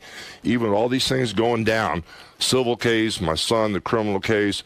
Why are you responsible for your... Okay, your son has... No, let me finish 1 second. All the stuff that's going down, I'm happier now than I was when I was married. I believe it. I swear to you. I believe it. You still got stuff going on there, just like Howard said.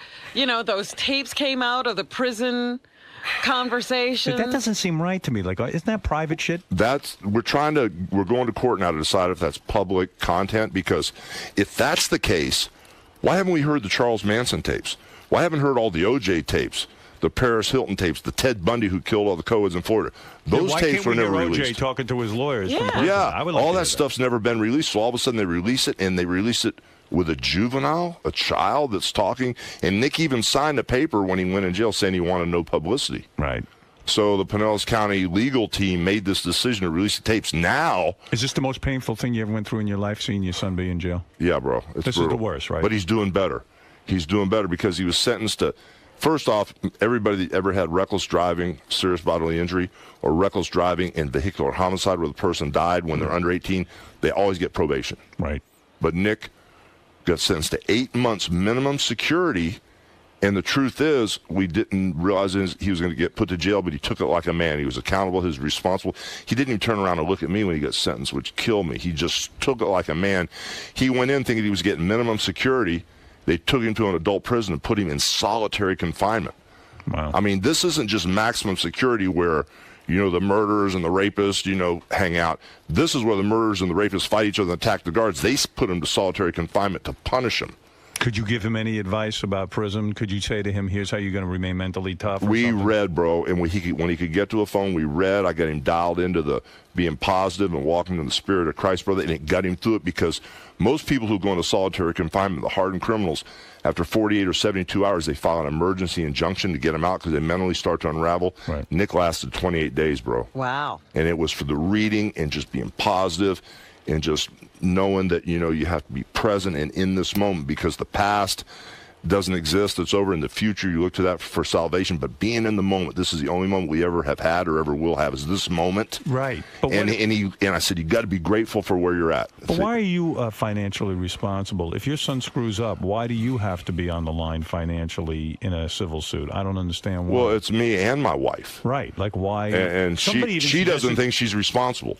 She wanted custody of Nick, and she wanted to take Nick in. David, you still there? Yeah. Hey, Howard. Yeah. What they're saying is because he's a juvenile, they're the parents, and they're alleging under Florida law that makes the parents responsible because he's still a juvenile when this crash took place.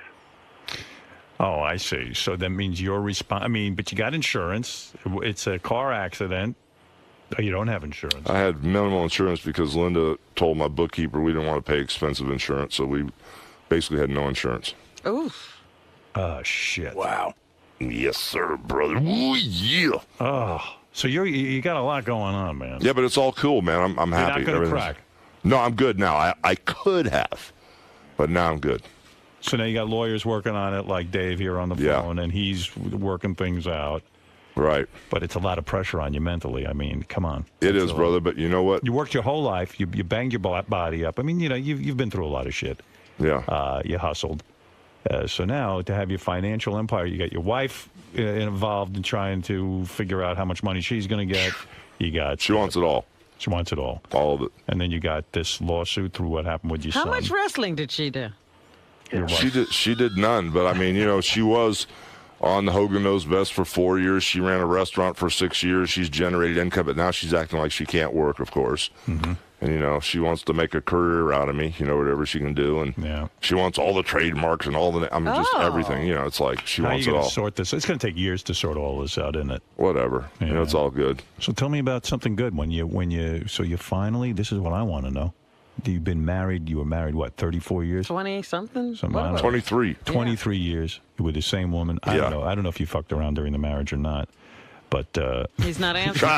He's not answering. Don't answer anything, Terry. Don't answer anything? Are you serious? No, wait a second. Are you serious, David? Yeah, no, you can answer other things. Other things. Don't answer that?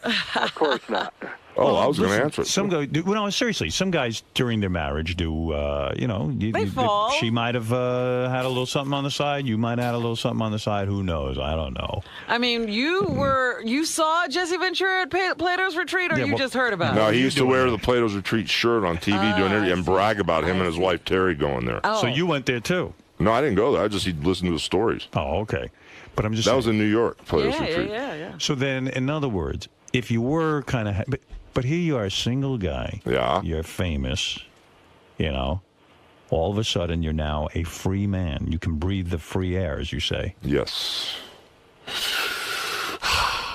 Is the chick the one that kind of looks a little bit like your ex-wife? Looks a little bit like Brooke? She's got the blonde hair. You know what they say? They say blondes all look alike. I mean, if you look at her, she doesn't look anything like Linda. But you might have a type. Oh yeah, well I was attracted to her because I was stumbling around this health food store, Nature's Food Patch. I was stumbling around, and all of a sudden, I was looking for these animal crackers. Right. Because I love these organic animal crackers, and I couldn't find the damn things.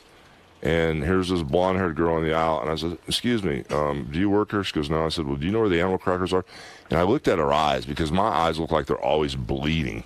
I'm so tired and they're irritated, and I need some surgery on them to clean them up. There's these little things from the sunspots that I've got.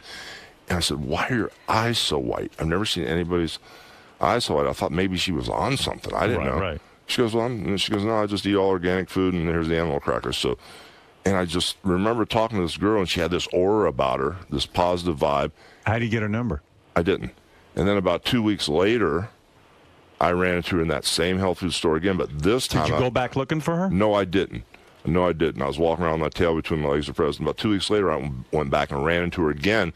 But this time, not only did I notice her eyes, I noticed her booty, too, and everything else. Yeah. And I started talking to her, and she was an artist, and... this and that and the other, and she worked at Delta for 8 years, and she'd seen me in Cincinnati, and she'd seen me in the Tampa airport, and we started talking. So I asked her for a number. So you ask her for the number, you call her up. Right. Now, where does the famous Hulk Hogan go with a chick on a date? I mean, you're going to be observed by everyone. You got to go be on No, I didn't go on a date, man. I just went by her house and hung out with her. And you went to the house and hung out? Yeah. And I imagine big things happened. Well, it took a while, brother. Whoa, She's straight as an arrow. What are you talking about? Well, she doesn't drink. She doesn't drink. She doesn't do any drugs. She's straight as an arrow. I still. How long did I it take heard the F. I heard the F word every day of my life for 23 years. I still haven't heard a cuss word out of her yet.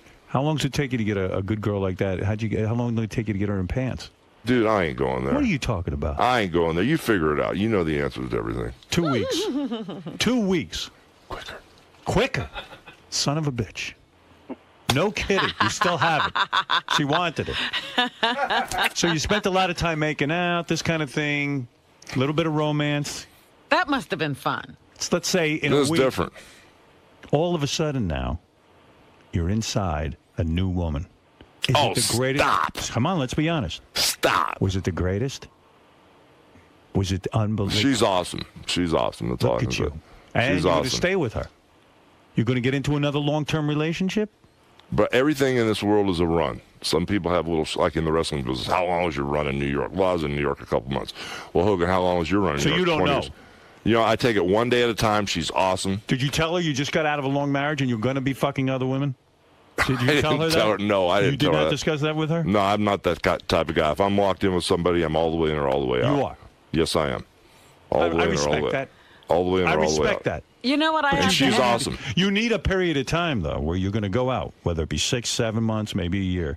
How long after you and Are these Linda Howard split? Stern's- Wait a minute. Yeah. How Are long these after Howard you Stern's and Linda rules? split did you get into this relationship? A couple of months, he said. Well, no, that's after she filed for divorce. Linda split a long time before that. Oh. Linda left me in Miami and took off Oh, I didn't know. and split and went and rented a house in Brentwood, and I wasn't welcome to that rental house. Oh. I bet you don't even remember now what it was like to make love to Linda. I don't even remember the last time I was with her. Wow. It's been that long. Jesus. So now what are we going to do about Bubba? Bubba? What do you mean? Bubba's rolling. Bubba's weight. Oh. Hey, yeah. Where is your role in all of this? Well, he's got his own gym now. You get his own in gym. Tampa. He's twice the size of when I last saw him. The And- guy is 500 pounds probably now. No, he's not 500 What is he, pounds. 400? I don't know. No, he's not. But he started working out again. He's getting back on track. Is he? Yeah, he is, and he's rolling. You got to He's rolling. motivate this guy. Yeah, well, when he was working out with me every day, He was good. now I can't even work out my own gym at my house. What kills me, you talk about my wife and this 19-year-old guy. First off, Linda in that Tampa area, nobody likes her because she's been mean to everybody. Does that bother you? Because it's a reflection of you, too. Yeah, well, not anymore. Everybody knows when I grew up there. Everybody knows me, and they know she's got her own deal. And this 19-year-old guy being with her doesn't bother me. What bothers me is him being in my house, sleeping in my bed, working out in my gym, driving my cars, bro. That's the thing that bothers me. Jesus, of course. This is and- everything you worked for, and that's some house. It's not and the some thing little is, dump. Bubba's strong in that area, Yeah. And he's unloading on Linda, and now Charlie Hill's getting the effects of, being on the wrong side. Oh. Right. So it's getting crazy. Jesus. Well, Things are a I mess. read a quote from you the other day that you said that Linda, of all the, you had a lot of dirty tricks played on you in wrestling, but she's been the dirtiest trickster of all. Well, she took it to really crazy levels because, there was a situation down in Miami where after Linda left, well, it wasn't even after Linda left. It was before Linda left. But what happened was Brooke was working for this record company in South Beach, and she had a handler, a girl named Christiane. Right. David, can I talk about this? Yes, go ahead, Terry. Okay. She had this handler named Christiane. She was 34 years old, and she was like Brooke's manager, agent for the record label. And Christiane wouldn't call Linda, but Christiane would call me, and she goes, "What is wrong with Brooke today? Why is she crying again? What is wrong with Brooke today?" She said her mother kicked her and cussed her out. What is wrong with Brooke today? I didn't think it could get any worse. And it was every day she'd call him because Linda used to browbeat Brooke every single day. Wow. I don't know. It just went on and on and on. So anyway, at the end of the day, So in front of the cameras, everything was an act because she seemed like she was real good mom. yeah, we got some serious B-roll from Hogan Knows Best. Wait till you see some of this stuff. That might end up in court. Ooh, yeah. It could end up in court. Yeah, but anyway, to make a long story short, finally, Christiane called one time, and I was the one that had nosedived and crashed because it was one of those things where, F you, I hate you, I don't love you anymore, get a divorce, I'm sick of this crap. And like Linda left the day before Thanksgiving, I cooked my first turkey in 23 years, and the kid's going, "Is Mom going to be here for Thanksgiving?" And all of a sudden she came home 4 or 5 days later, which is totally insane. So anyway, when Christiane called, I was crying like a baby, all upset, freaked out. She goes, "Oh my God, what's wrong with you?" So we started talking. And we started talking. So eventually we hooked up a couple times, you know. Right. And it didn't work out. It wasn't the right thing to do. But anyway, a year later, something happens. Brooke's in Miami. The word goes around. Brooke finds out about it. Oh, yeah. It flipped Brooke out. Because you banged her assistant, her co-worker there. Right. So Brooke flipped out. Understandably, I was wrong. There's no way you can justify it. Shouldn't have done it. Right. But anyway, at the end of the day, Linda and her Miami attorney, Branco, jumped on it. Brooke was at her house filming Brooke Knows Best, putting her makeup on. They came and signed these papers. So what happened was Brooke signed this paper. I seen my dad, or heard my dad fighting with my mom, the gun. He threatened her life. And Brooke signed all this stuff. So check this out. Now they split. Later in the day, they reworked the draft to get the verbiage the way they wanted. They try to get Brooke to sign it again. So the second draft comes and Brooke crosses it out, says none of this is true. These are all lies. Don't use this. So Brooke, when Brooke moves into me, she's got this huge guilt trip. She explains to me, I said, Brooke, don't even worry about it. Good. Children get manipulated all the time in divorces. Just don't even worry about it. When the time's right, we'll address it. Tell your side of the story, how you're under duress, they manipulate you, and let's not even worry about it, Brooke. I love you to death. That doesn't matter. That's good. All of a sudden, Brooke's show does a great number. Right. And I'm talking about the dirty tricks. Brooke's show does a great number. A couple of weeks, Brooke Knows Best. Yes. Blows VH1 away, the premiere of the show. All of a sudden, I get a call from the Globe magazine. How'd you like to comment on the paper that your wife gave us? I said, what are you talking about? Well, your daughter signed it. They didn't take the second draft that Brooke said, don't use, this is all lies. Linda and Branco took the first draft and called the Globe and gave it to the Globe. Let me ask you a question. And stop. And used Brooke as a stepping stone. She stepped on her own daughter and used her own daughter to get ahead in a divorce situation. And that to me was a straw that broke the camel's back, and that's one of the dirtiest bottom feeder moves I've ever seen. Can I ask you a question? And Brooke is totally devastated by it. Yes, I bet. you can. That's a horrible story, but let me ask you a question. Why can't you and Linda sit down and say, look, the marriage is obviously over. Thank you. No more blood. Thank you. To be spilled. The kids are going to get hurt. We have enough shit going on. Thank you. Let's sit down with an arbitrator and come up with a reasonable agreement where both sides feel good. 50-50 split, whatever it is. I mean, whatever you think is amicable. Right? But you know what? What's up, Dave? What's up? Would you be against a 50-50 split? No. Howard, you would not. We've been trying to do this. We're dealing with a law firm that's publicly announced they're going to go to war. There's no war here. All that Hulk wants to do is get the case settled, and that's what we're going to try to do again coming up in August. I always love when people say, "Why can't you?" Because one party won't do it. Exactly. Well, why not though? But why does I don't. This really is know. her I last don't really hurrah. know Linda. When Linda's done with me, who's she going to be? It's her last hurrah. At the end of the day, there's no custody here. It's a real simple divorce. Like everybody said, it's a real simple divorce. But in People magazine, Linda's attorney from Miami, Branco, goes, we're going to go to war. I'm going. And what Linda doesn't understand is this Branco, because a lot of people in Miami know him. I hired a forensic accountant that knows the guy. And I said, what's up with this guy? He says, Branco hasn't generated enough fees yet or hasn't got enough publicity. That's because why you it's would not save over. a lot, with all respect to Dave here, you would save a lot of money in legal fees. You're probably going to rack up millions of dollars in legal fees. This is money if this that keeps going on. This is money that you could split. This is money that Linda could have had. This is money I wanted to give to my kids. Right. That they're churning and burning up. But the thing is, they just want a war. They just want a war. So you're caught in hell. This is why marriage is hell. This is the worst part of it. Yes. David, any comment?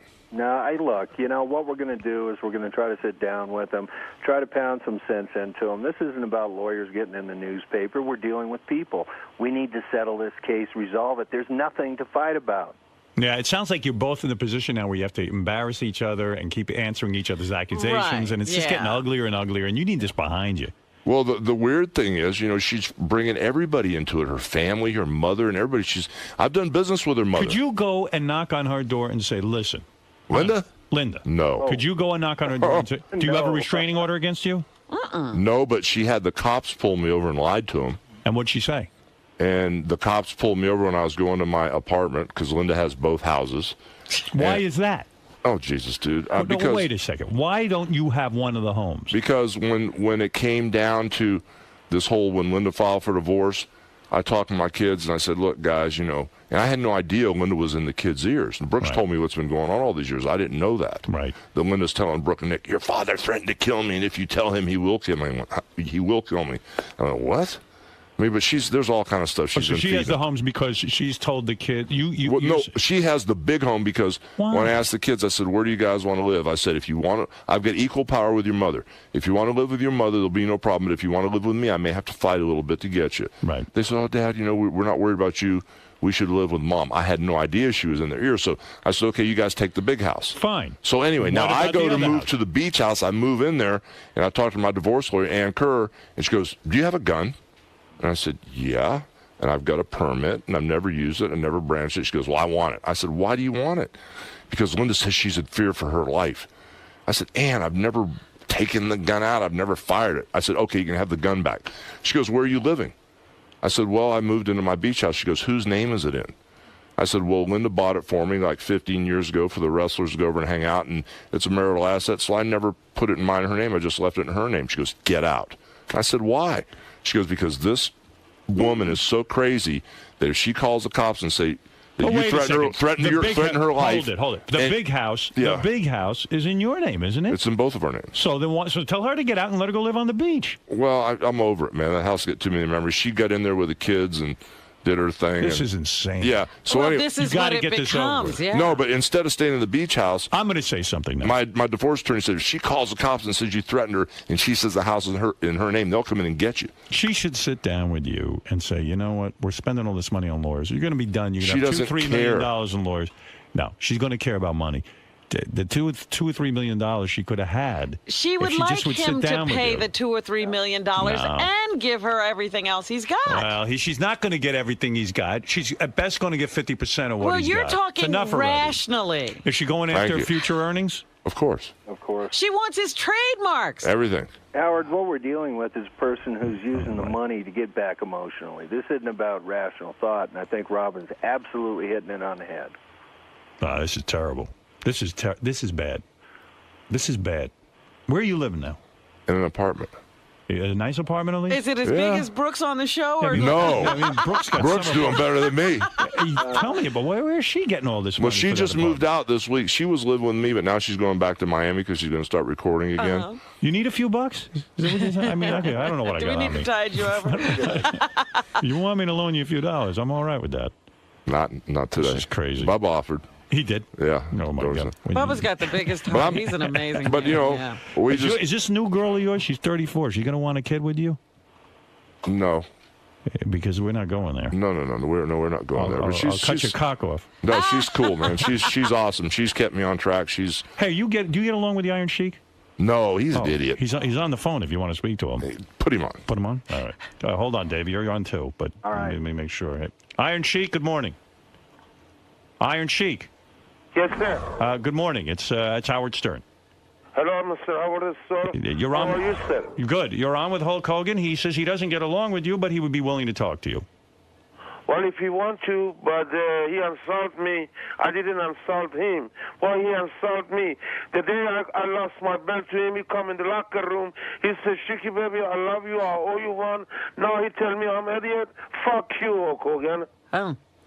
What is this about? Because I've heard Iron Sheik say this before. He says the day he lost the belt to you, you were going to do something for him. You promised him. Something was going to happen. What do you want Hulk yeah. to do? I mean, Hulk's kind of down and out right now. He's going through a lot of shit. I mean, what do you want him to do for you, Sheik? Well, I'm same thing. My wife left me. I live in the apartment. I'm broke, and especially I'm not on your show anymore, says Killer Comedian. But I want to let you know over the story. Your radio is number one in the world. You're number one. Thank you. Hulk Hogan, you see, I get along with him. But he Do you want to move in with the Hulk? He bullshit me since that he respects me. Because Hulk, he what was about from that? New Jersey. He said, Shiki, baby, I love you. And I lost my belt to him. He said, Shiki, baby, I owe you one. But I called him. He didn't even return my call back. Hulk, But what I don't about? wanna insult him. He's worse than a wife. Hulk. I'm by myself. I live alone. And I'm in the apartment. So, but I want to let you know, Hulk Hogan, I'm not fucking idiot. You are a fucking idiot to lie to me.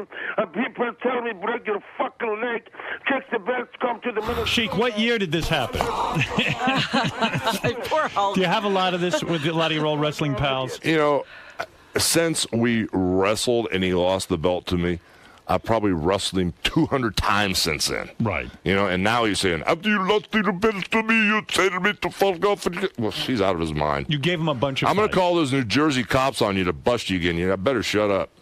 Fuck you, jabroni piece of shit, Bubba. He's a stooge. He kissed your ass. Bubba. Piece of garbage. How many times he sold out Madison Square Garden? How many times he been around the world, Tokyo, Japan, like you and I was? What does the Sheik want from you? Do you have any He's idea? out of his mind, dude. What does he want you to do? Let's figure this out. Maybe we can help him No, out. he's just an idiot. He's always like this. He's gone. Yeah, and then he'll kiss your ass and hug you when he sees you. You know, he's just working the gimmick. Same old thing. So this is an act? Yeah, he'll see me 2 weeks from now and give me a hug. Yo, Ashiki, you got to kiss it in my ass because you're the shittiest wrestler I've ever worked with. You only had one main event in New York. After that, you were a jabroni doing jobs for everybody. You suck. Your curled up toes suck. And if you don't shut up, I'll stretch your ass. Well, you know, I wasn't a jabroni. I put you over. And Brad Reagan's my student and myself. Without me, Hulk Hogan, you'll never be like Michael Jordan. Because all intelligent... You're the biggest guy in wrestling there ever was, right? And is everyone jealous? Before you, but still I respect you, but you don't respect me. I forgive you because I'm a bigger. All right. Oh, you're going to forgive. Thank you. I forgive you too, Sheik. I love you. I love you too, man. All right. Thanks, Chief. That's wrestling, man. I know. Wow. Well, there you go. If only it could be that easy between you and your ex-wife. Yeah, you resolve that a lot quicker. You resolved. Why can you resolve that, but you can't resolve the thing with your ex-wife? I don't know, man. I thought that was going to be impossible to resolve, and that's already over. No, the next time I see you, he'll give me a big hug and tell me it's crazy. Yeah, well, you can't figure it out. Listen, Hulkamania still exists. You have that. You have your fans. Well, I'm working hard. I'm working hard. Thank you. You got me. You got Bubba. Thank you. You got friends. You got people. Thank you. Don't worry about this. It's going to work itself out. It's got to. You got your lawyer. You got Dave. Let he's Dave cool. worry about it. And I'm trying to get some stuff going. We just, believe it or not, this is insane. Right. We just got done filming Celebrity Championship Wrestling. What? Now, what is that? It's insane. Now, what are you saying? What are you talking It's about? the craziest thing. Listen, check this out. Brutus, who's out in the hallway, was one of my coaches. Right. Mm-hmm. The other coach was a guy named Nasty Boy Brian Knobs. And we had 3 judges. I was a judge. Okay, baby. Jimmy Hart was a judge. And Eric Bischoff was a judge. It was a reality show. And we had these, and I thought these stars would take this as a joke. What stars? Okay. Dennis Rodman. Okay. Yeah. Danny don't laugh. Danny Bonaducci. No, we like Danny. I know Danny will be in for a Don't fight. laugh about this one. Believe me. Dustin Diamond, Screech. Oh, he was one, I know you're going to say no. no. He was one of the best wrestlers. He had the psychology. I mean, he was so good in the ring. It was ridiculous. We had Butterbean, the boxer. Right. And the best athlete of all, this is going to blow your mind, Todd Bridges. Is it a good show? Oh, dude. When does that air? Now, let me tell you something. In October, and it's on CMT, and they gave us a good enough budget to really shoot the show the right way. And what is so crazy, I know a little bit about wrestling. I watched the WWE. It's the only show in town. It's pretty much a cookie-cutter, repetitive type little situation. And I didn't watch for a while, but I've really been watching it lately just to microscope it. You still friends with Vince? Yeah. Okay. Wait till you see what we've got. I mean, it is going to blow your mind when you see, and Bubba's going to probably do the voiceovers for us. He said he would. But when you see what we've got, it's going to give, it's like the art form. It tells a story. The good guys, the bad guys, get on the edge of your seat, you cheer, you boo. It's what they're... That sounds, I would watch that. Yeah, it sounds interesting. It's not, and we had Tiffany. Oh, my God, when I eliminated Tiffany, you know how Donald Trump says you're fired? Yeah. You know what my line was? What was it? You're a jabroni. Get out of my ring. When I said it to Tiffany, the singer, she wanted to fight me. She went out in the parking lot, wanted to fight me. She becomes a wrestler too? She wrestled. We had this girl named Erin that was Tabitha on Bewitched. We had this Playboy girl, Nikki Ziering. Yeah. And we had we this know Nikki. Trish Shell from The Real World that was in the hot tub with everybody doing her thing. You know? Really? And so it was insanely insane. Oh my God. And what about... This is the greatest of all. Frank Stallone started out working his gimmick, doing his big brother Sly Stallone boxing gimmick. Yeah.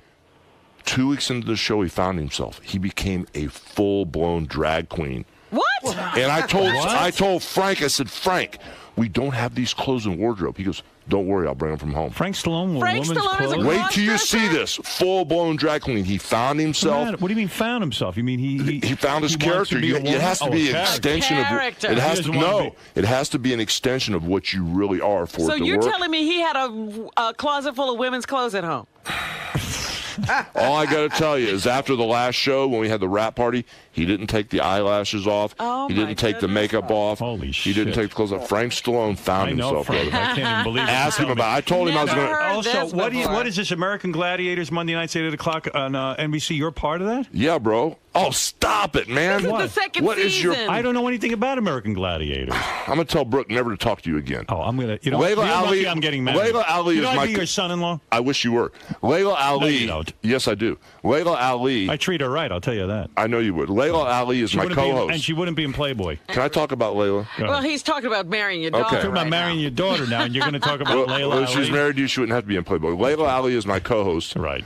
She's doing great. We got American Gladiators coming up this Monday night. It's like the semifinals, the first hour from 8 to 9. Then from 9 to 10, we got the finals for American Gladiators. It's on NBC, 8 o'clock. I know a girl who actually competes in it. And, Oh, yeah? And this girl is an animal. And you know what else I want you to check out? Yes. I finally got my website up and running, HulkHogan.com, and Now, I've what got goes something on? you guys need. What? I've got Hulk Hogan Energy Granules. And What's now that? listen, don't horseshit me. What do you Energy mean energy granules? granules? I need 'em right let's say now. I'm going for a run. I got to go run 6 miles. Well, what it is, you know how Red Bull has that edgy aftertaste and stuff to Yes. it?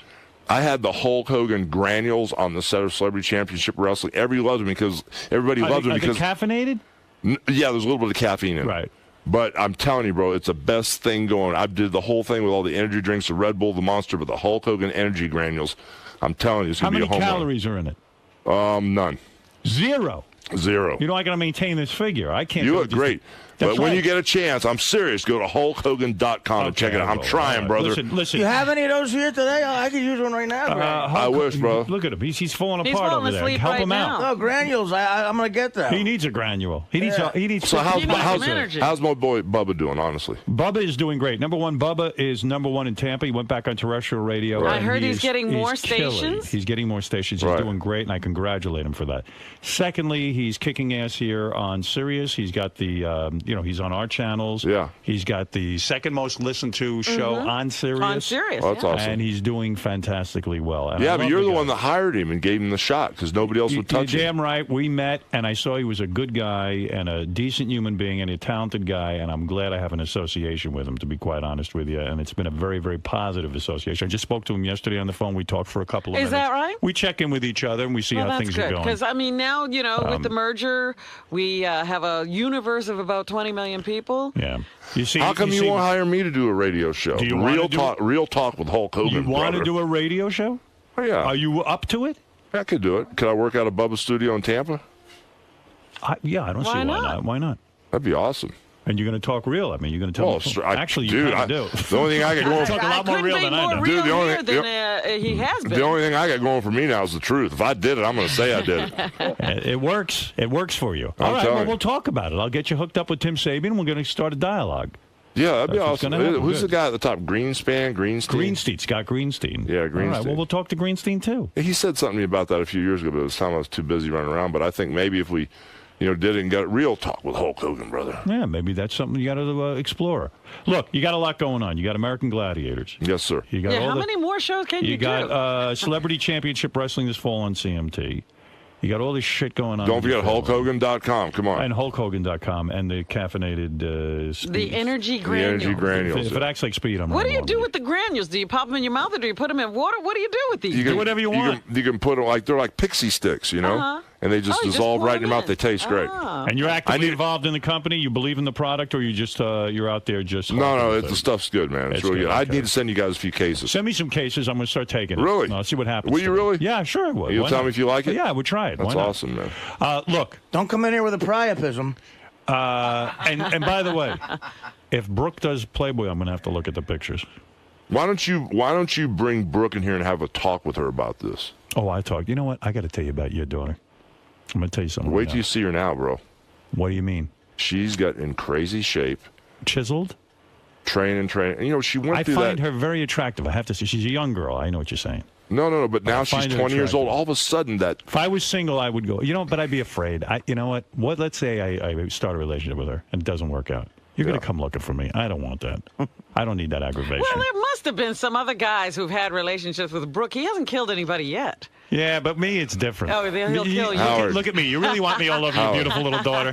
Come on, think about it. You know what? It wouldn't work. Forget it. It wouldn't work? No. I don't need any more problems. You don't need me in your life. I'm telling you right now. What is it, Ralph? What do you want to say to Hulk real quick? Hey, now, Hulk, great guest. I mean, it'd be really great if you could talk about everything. Obviously, your lawyer's there and stuff. And be well, he's pretty much, what do you think is missing from the story? He's been pretty open. I'm sure there's I mean, yeah, can you imagine how great it'll be when he's back and he can talk about everything, right? I feel like your lawyer didn't step in once. The lawyer stopped him on one question and one question whether only. he was fucking.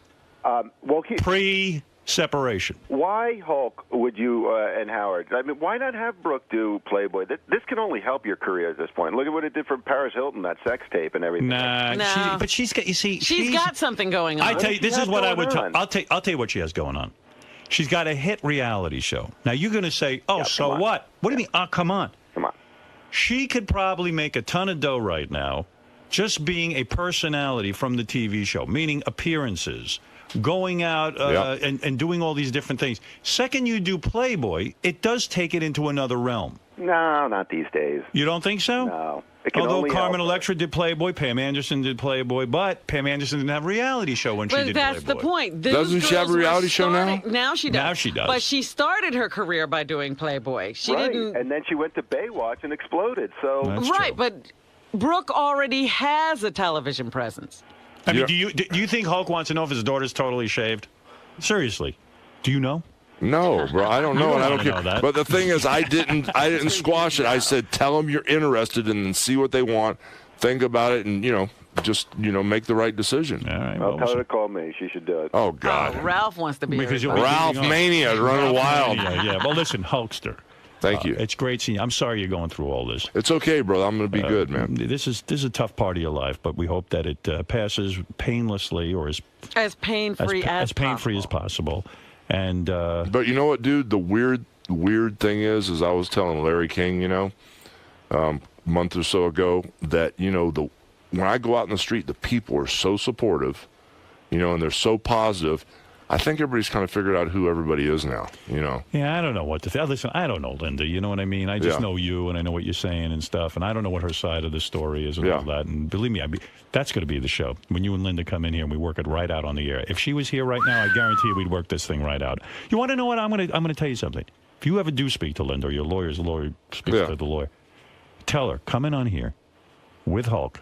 I guarantee you. I could bang out an agreement between the two of you in an hour. I'll be back tomorrow. And I'll tell you why I'm that good. Listen, I went through a divorce. Yes, but both of you are reasonable human beings. I guarantee you there's a reasonable point that you can make everybody see, and I could do it. All right. I'm not bullshitting you. He's offering. I could sit down there and say, listen, here's the millions you're going to save in legal fees if we bang this out right now. Here's the realistic best deal that a person ever got in Florida or California or New York. And if I say that to Linda and I show it to her. Do you ever take into account the other party wants to inflict pain and suffering? Yes. Thank you. I will take that into account. And I'll... What? What will you do then? I'll let her piss on Hulk's face, okay? And then it'll be over. You're going to have to take some humiliation. You just lay down on the floor. I've been eating shit sandwiches for 20 years. There you go. A little piss ain't going to hurt. All right, listen. You're brutal. I am putting that out. I am putting that out there, and I'm not kidding about it. I think I could get it done. And I'm not just bullshitting you.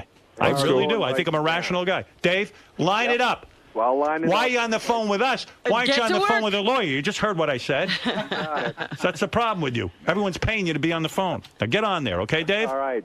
We're in charge. We'll have you down there. All right, Dave. Thank you. Thank you. He's afraid of guys like me. I'll straighten the whole fucking thing out. I wish. You're not kidding.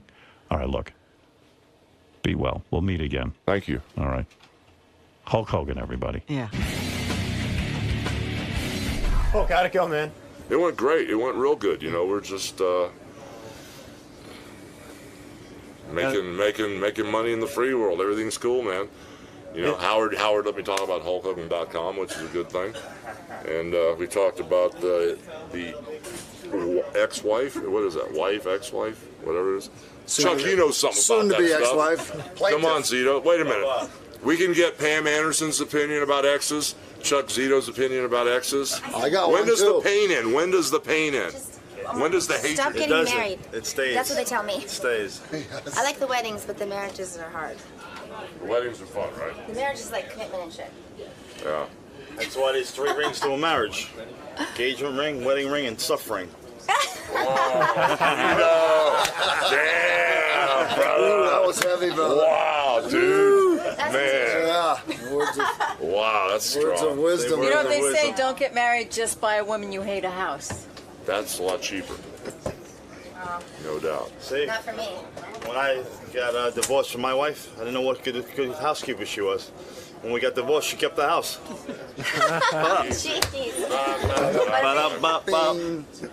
So you had a good time then today? Yeah, it was cool. No pressure, you know. Last time I was in there with my wife, it was brutal. It was brutal. Is it hard talking about that stuff now? Not anymore. Not anymore, man. We're cool.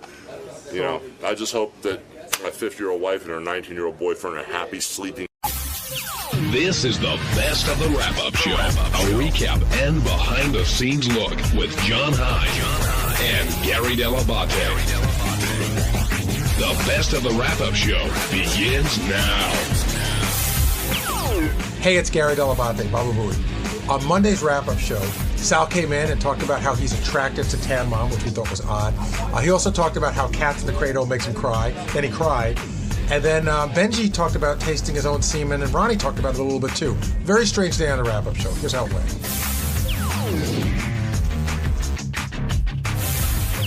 Sal's now joining us here. And Sal, you hit a lot of stuff this morning, ranging from your little crush you have on Tan Mom, which I thought was... I wouldn't say it's a crush. What would you call it? Just a fetish. What's a fetish? Like, what's the definition? Like, why? I mean, I know you know what the definition is. Why do you... I noticed that in you. Like, you have this... You used to watch granny porn, which is not really like 90-year-olds. It's like 60-year-olds. But what is it in you?